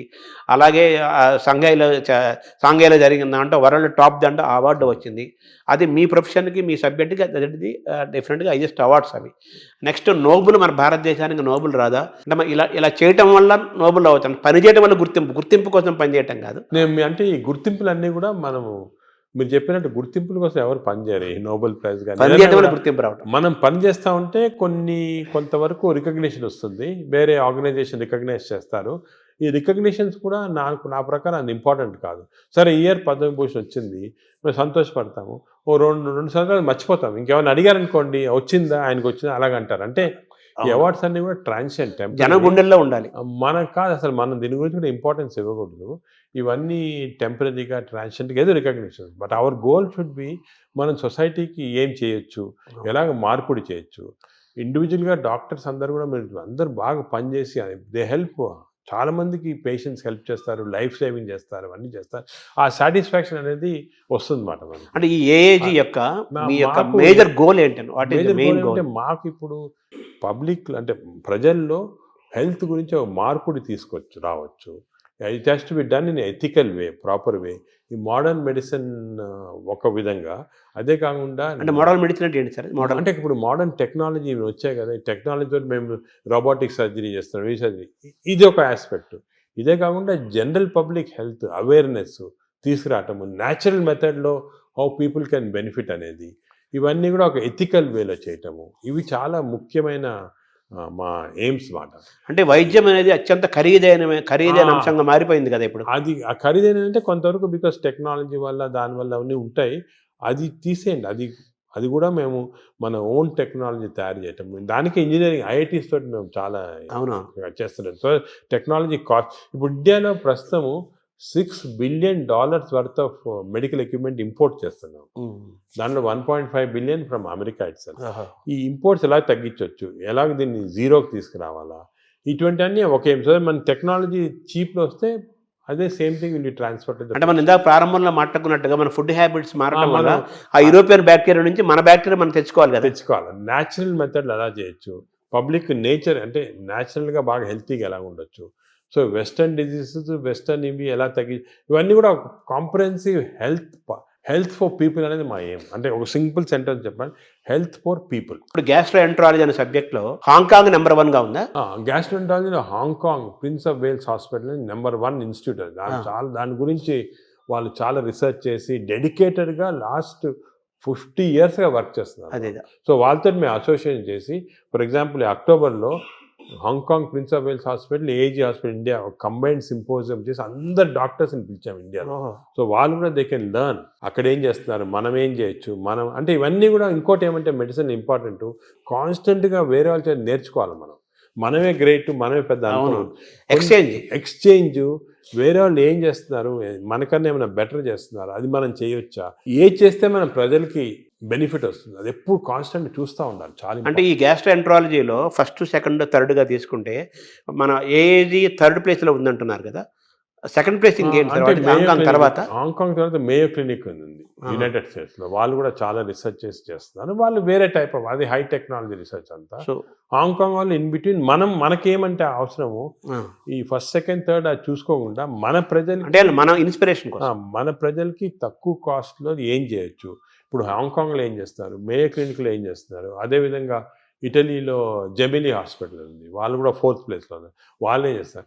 ఇవన్నీ కూడా మన దగ్గర అడాప్ట్ చేసి తక్కువ ఖర్చులో మన ప్రజలకి ఎలాగ బెనిఫిట్ చేయొచ్చు, how can we work for that అనేది మా డాక్టర్స్ అందరూ కూడా ఆ కల్చర్ ఒకటి వచ్చింది మాట. సో నెలకు ₹1,00,00,000 జీతాన్ని కూడా ఇవ్వడానికి 10 ఏళ్ల క్రితం మీకు అవకాశం వచ్చినా కానీ అవన్నీ వదులుకొని ఇక్కడే ఉంటున్నందుకు, ఏజెంట్ డెవలప్ చేస్తున్నందుకు మీరు తృప్తిగా ఉన్నారా? నాకైతే చాలా తృప్తి, సాటిస్ఫాక్షన్. ఎందుకంటే నాకు యూఎస్ఐలో ఆఫర్స్ వచ్చినప్పుడు అక్కడ ఒక జూయిష్ డాక్టర్ ఉండేవాడు. ఆయన చెప్పాడు, మీకు హార్వర్డ్లో బెస్ట్ హాస్పిటల్లో నీకు ఇంత పెద్ద ఉద్యోగం వస్తే ఎందుకు వద్దనుకోని ఇక్కడ వచ్చి. నేను అన్నాను, సార్ వచ్చి నెలకు ₹1,00,00,000 అది అన్నాడు. నేను వచ్చి లేదు అని వచ్చిన తర్వాత ఇప్పుడు ఆయన వాళ్ళ స్టూడెంట్స్ మన దగ్గర ట్రైనింగ్ పంపిస్తున్నాడు. హార్వర్డ్ ప్రొఫెసర్ ఈ sending his students for training to AG. ఆయన లెటర్ రాశాడు, నువ్వు చేసిన డిసిషన్ కరెక్ట్ డిసిషను, ఇన్ని 30 సంవత్సరాల క్రితము వద్దనుకొని వచ్చేయటం ఇక్కడ మంచిదైంది. ఎందుకంటే అల్టిమేట్గా ఇప్పుడు ఎవ్రీబడి హ్యాస్ ఎ లైఫ్, కానీ మనం ఎంత కాంట్రిబ్యూట్ చేసాం, మన వల్ల ఎంతమంది బెనిఫిట్ అయ్యారు, అది చాలా ఇంపార్టెంట్. మన ప్రజలు ఎంత బెనిఫిట్ అయ్యారు, మన దేశానికి మనం ఏం చేయగలం, మన నేలకి, మన భూమికి మనం ఏం చేయగలుగుతున్నాము, అది ముఖ్యం. అంటే వేరే వాళ్ళు బయటకు వెళ్ళి చేసిన వాళ్ళు I'm not finding fault, but మనకి ఇక్కడ ఆపర్చునిటీ, ఇప్పుడు మాకేమంటే ఆపర్చునిటీస్ వచ్చాయి, అందరికి రాకపోవచ్చు. లక్ అనేది ఆపర్చునిటీ వాళ్ళకి ఇది కూడా ఉంటుంది కదా. అంటే సొసైటీ వాళ్ళు హెల్ప్ చేసిన, మీరు చెప్పినట్టు రాత, డెస్టినీ, అదే గవర్నమెంట్ కూడా హెల్ప్ చేయటము, అన్ని గవర్నమెంట్ కూడా బాగా హెల్ప్ చేస్తారు. సో మిమ్మల్ని మీరు రివ్యూ చేసుకుంటే ఒకసారిగా మీ కెరీర్ని మేజర్ ఇన్స్పిరేషన్స్ కానీ లేదా టర్నింగ్ పాయింట్స్గా తీసుకుంటే, మీరు పెథాలజిస్ట్గా ఉండాల్సింది ఇట్లోకి నాన్నగారి అడ్వైస్ తోటి గ్యాస్ట్రోఎంట్రాలజీ రావటం ఒక సబ్జెక్ట్ ఒకదాన్ని చెప్పచ్చు. నాకు చాలామంది చిన్నప్పటి నుంచి మా టీచర్స్ కానీ, పేరెంట్స్ కానీ, లీడర్స్ కానీ, సొసైటీలో చాలామంది ఇన్స్పిరేషన్ కానీ హెల్ప్ చేశారు. మామూలు నేనేమంటే ప్రతి వాళ్ళు కూడా I see something what is the positive and try and adapt చూసుకుంటామాట. అలా చూసుకుంటే లాట్ ఆఫ్, అంటే అందరూ నాన్నగారేనా మీ పెథాలజీ టు గ్యాస్ట్రోఎంట్రాలజీ రావడానికి? మేజర్గా మా ఫాదర్ చాలా స్ట్రిక్ట్ మనిషి. ఆయన లైఫ్ లాంగ్ కూడా సర్వీస్ చేసి థౌజండ్స్ ఆఫ్ స్టూడెంట్స్ని ట్రైన్ చేసి సొంతంగా ఏం చేసుకోలేదు. అంటే ఆయన పాపం డబ్బు ఏం చేసుకోలేదు. ఆయన మామూలుగా ఇంట్లో ఉంటే కూడా చిన్న బల్బు ఆన్ చేసి, ఎలక్ట్రిసిటీ ఎక్కువ అవుతుందని చెప్పి బల్బులు కూడా ఆన్ చేశాడు కాదు, చిన్న బల్బ్ కింద కూర్చుంటాడు చేసి చాలా పబ్లిష్ చేసి ఒక కల్చర్ అనేది మా దాంట్లో ఇంబైబ్ చేశాడు. నువ్వు ఇలా ఉండాలా, ఇది ఇంపార్టెంట్, సొసైటీకి ఏమైనా చేయాలి, కానీ నువ్వేమైనా చేసుకుంటే ఏం లాభం వేస్ట్ అని చెప్పి ముందు నుంచి నన్ను ఎంకరేజ్ చేశారు. ప్రాక్టీస్ వద్దు, you setup institution, do research, do service అని. మెయిన్గా ఆయన ఉన్న ఎయిమ్స్ అనేది మాకు బాగా ఇన్కల్టేట్ అయిపోయి దాని గురించి ఆ పాత్వే ఫాలో అవుతున్నాం. ఆయన కూడా మన దేశం, మన నేల అనే ఫీలింగ్ ఆయన కూడా చాలా ఎక్కువ. ఆయన కూడా వాషింగ్టన్ ఆర్మ్స్ఫోర్డ్ ఇన్స్టిట్యూట్ అని చాలా పెద్ద అమెరికన్ ఇన్స్టిట్యూట్లో వర్క్ చేసి వచ్చారు. ఇక్కడికి వచ్చి మన ఫస్ట్ విశాఖపట్నంలో ప్రొఫెసర్గా వచ్చాడు పెథాలజీ, దాని తర్వాత కర్నూలు, గుంటూరు, దాని తర్వాత హైదరాబాద్లో డైరెక్టర్ ఆఫ్ మెడికల్ సైన్స్, అదేవిధంగా నిజామ్స్ ఇన్స్టిట్యూట్ ఫస్ట్ డైరెక్టర్ ఆయన. అవన్నీ మన కాకల సుబ్బారావు గారి కంటే ముందు కాకల సుబ్బారావు ముందు ఫస్ట్ నాన్న డైరెక్టర్, దాని తర్వాత సెకండ్ కాకల సుబ్బారావు. సో అలాగా ఫుల్ సర్వీస్. ఆయన చూస్తే ఒక ఇన్స్పిరేషన్, అరే అసలు ఆయనకి ఏం వేరే ఇది లేదు, ఈ కూడా మేడ్ లాట్ ఆఫ్ మనీ, కూడా గోన్ అండ్ డిఫరెంట్ రూట్, అవన్నీ ఏం లేకుండా ఇంత. అంటే మిమ్మల్ని మీరు ఇప్పుడు ఎలా మేనేజ్ చేసుకుంటున్నారు సార్? మీకు ప్రొఫెషనల్ స్ట్రెస్ అలాగే మీకు అందరిలాగే మీకు 24 hours కదా. అంటే స్ట్రెస్ అనేది దానికి ట్రిక్ ఏమంటే చిన్న సింపుల్ ట్రిక్ అండి, you to enjoy your work. Enjoy చేస్తే స్ట్రెస్ ఉండదు. ఇష్టపడమంటారు, ఇంటర్వ్యూ చేస్తున్నారు, మీరు ఎంజాయ్ చేస్తున్నారు, అలాగా ఎంజాయ్ చేస్తే మీకు 10 ఇంటర్వ్యూలు చేస్తే మీకేం స్ట్రెస్ ఉండదు. అలాగే నాకు కూడా సీరియస్ పేషెంట్స్ వాళ్ళ లైఫ్ సేవ్ చేస్తున్నాము. ప్రతి పేషెంట్కి ఒక స్టోరీ ఉంది. ప్రతి పేషెంట్ వెనకాతల ఒక లైఫ్ ఉంది. అవన్నీ మేము తీసుకుంటే we enjoy everything we do. ఆ ఎంజాయ్మెంట్ వచ్చిందనుకోండి అసలు స్ట్రెస్ 24 అవర్స్ వర్క్ చేయొచ్చు. Only thing is proper nutrition, proper exercise, proper sleep అనేది మాస్టర్ చేయాలి. అది మాస్టర్ చేస్తే మిగతా అంతా. అంటే ఏఏజీని ఎలా చూడాలనుకుంటున్నారు భవిష్యత్తులో మీరు? నేను ఏజీ మా ఏమంటే it should become one of the best hospitals మన దేశంలో కాకుండా ఈవెన్ వరల్డ్ వైడ్. ఆల్రెడీ వచ్చేస్తుంది లక్కీ. న్యూస్ వీక్ మ్యాగజైన్ చాలా మేజర్ ఇచ్చేసారనమాట. సెన్సస్ చేసి దే హవ్ రేటెడ్ ఇండియాలో only hospital taken is AG. AG is one of the best hospitals in the world ని they given that certificate. మీరు బయట చూసింటారు. అవును, మొత్తం తీసారు సార్, చూసాం. అది సో ఐఎమ్ వెరీ సాటిస్ఫైడ్. కానీ ఇంకా కూడా చేయాలంటే ఒక లెవెల్కి వచ్చామని చెప్పి మనము వదిలేసుకుంటే స్లోగా డిటీరియేషన్ వస్తుంది. కాన్స్టెంట్గా బి అవేర్ ఆఫ్ దిస్. ఎందుకంటే ఇంకోటి మన దాంట్లో నేను చూసి మా స్టూడెంట్స్ చాలామంది మా ట్రైన్ చేస్తుంటాము. We got very bright students ఇండియాలో, మంచి డాక్టర్స్, బ్రైట్ స్టూడెంట్స్. వాళ్ళకి కరెక్ట్ పాత్వే చూపించి కరెక్ట్ ఇది కమర్షియలైజేషన్ వద్దు, you going to research, you going to doing good for public ఉన్న వరకు మీకు బాగా సాటిస్ఫాక్షన్. ఒక ఫిలాసఫీ వాళ్ళకి ఇచ్చి ఒక మంచి స్టూడెంట్స్ గ్రూప్ని నీ లైఫ్ స్టైల్లో ఒక 1000 మందిని తయారు చేయొచ్చు. అలాగే వాళ్ళు ఇంకో 1000 మందిని తయారు చేస్తారు. చూసుకోండి ఎలా స్ప్రెడ్ అవుతుంది. అదే we can create a society which is very positive. అంటే నాగేశ్వర రెడ్డి గారి యొక్క, మీ నాన్నగారి యొక్క వారసత్వాన్ని మీరు తీసుకున్నారు. ఆయన ఒక స్టైల్ ఆఫ్ లైఫ్, మీదొక మీదొక స్టైల్ ఇది డిఫరెంట్. పైకి ఇలా లేపారు ఏజ్ అనే దాన్ని. ఇప్పుడు నెక్స్ట్ మీ నెక్స్ట్ జనరేషన్ ఉన్నారు మా ఆల్రెడీ సెట్ చేసాము. నెక్స్ట్ మంచి నాకన్నా మంచి వాళ్ళు ఉన్నారు నెక్స్ట్ జనరేషన్లో. రీసెర్చ్లో కానీ సొసైటీలో పనిచేయడానికి కానీ అందరు సెట్ అయిపోయారు. నేను ఇప్పుడు ఇర్రెలెవెంట్, ఈ స్టేజ్ అయిపోయింది నాది. నా పని అయితే అయిపోయింది. నెక్స్ట్ జనరేషన్ ఆల్రెడీ స్టార్ట్ చేశారు. నేను ఇప్పుడు ఉన్నా లేకపోయినా కూడా డిఫరెన్స్ లేదు. అలాగే వాళ్ళు నెక్స్ట్ జనరేషన్ సెట్ చేస్తారు. ఒక వ్యవస్థను క్రియేట్ చేసి వాళ్ళు నెక్స్ట్ జనరేషన్. నేను అనుకున్నాను మన దేశానికి అంటే ఏమంటే మనం కొంచెం లేట్ అయింది మన డెవలప్మెంట్లో దాంట్లో కానీ. ఇప్పుడు జపాన్ చూసుకోండి, వరల్డ్ వార్ తర్వాత ఎంత హార్డ్ వర్క్ చేసి వాళ్ళు వచ్చారు. ఇప్పుడు మనము ఇప్పుడు స్టార్ట్ చేయాలి. చైనా కూడా వాళ్ళు యాక్టివ్, వాళ్ళు వేరే వాళ్ళంతే డెమోక్రసీ కాదు కాబట్టి ఈజీ అయిపోయింది. ఇప్పుడు మనం ఏం చేయాలంటే నెక్స్ట్ 20-30 ఇయర్స్ ఇలాగ అందరూ ఒక ఆశయంతో ఒక ఇచ్చేయాలని వర్క్ చేస్తే మన దేశం కూడా విల్ బికమ్ బెటర్. మీరు డాక్టర్స్కి, పబ్లిక్కి, ప్రభుత్వాలకి ఇచ్చే ఒక సింగిల్ మెసేజ్ ఏంటి సార్? సింగిల్ మెసేజ్ ఏమంటే నేను let us all work together, work hard, create the best culture. మన దగ్గర ఉంది best culture in the world. Thank you sir.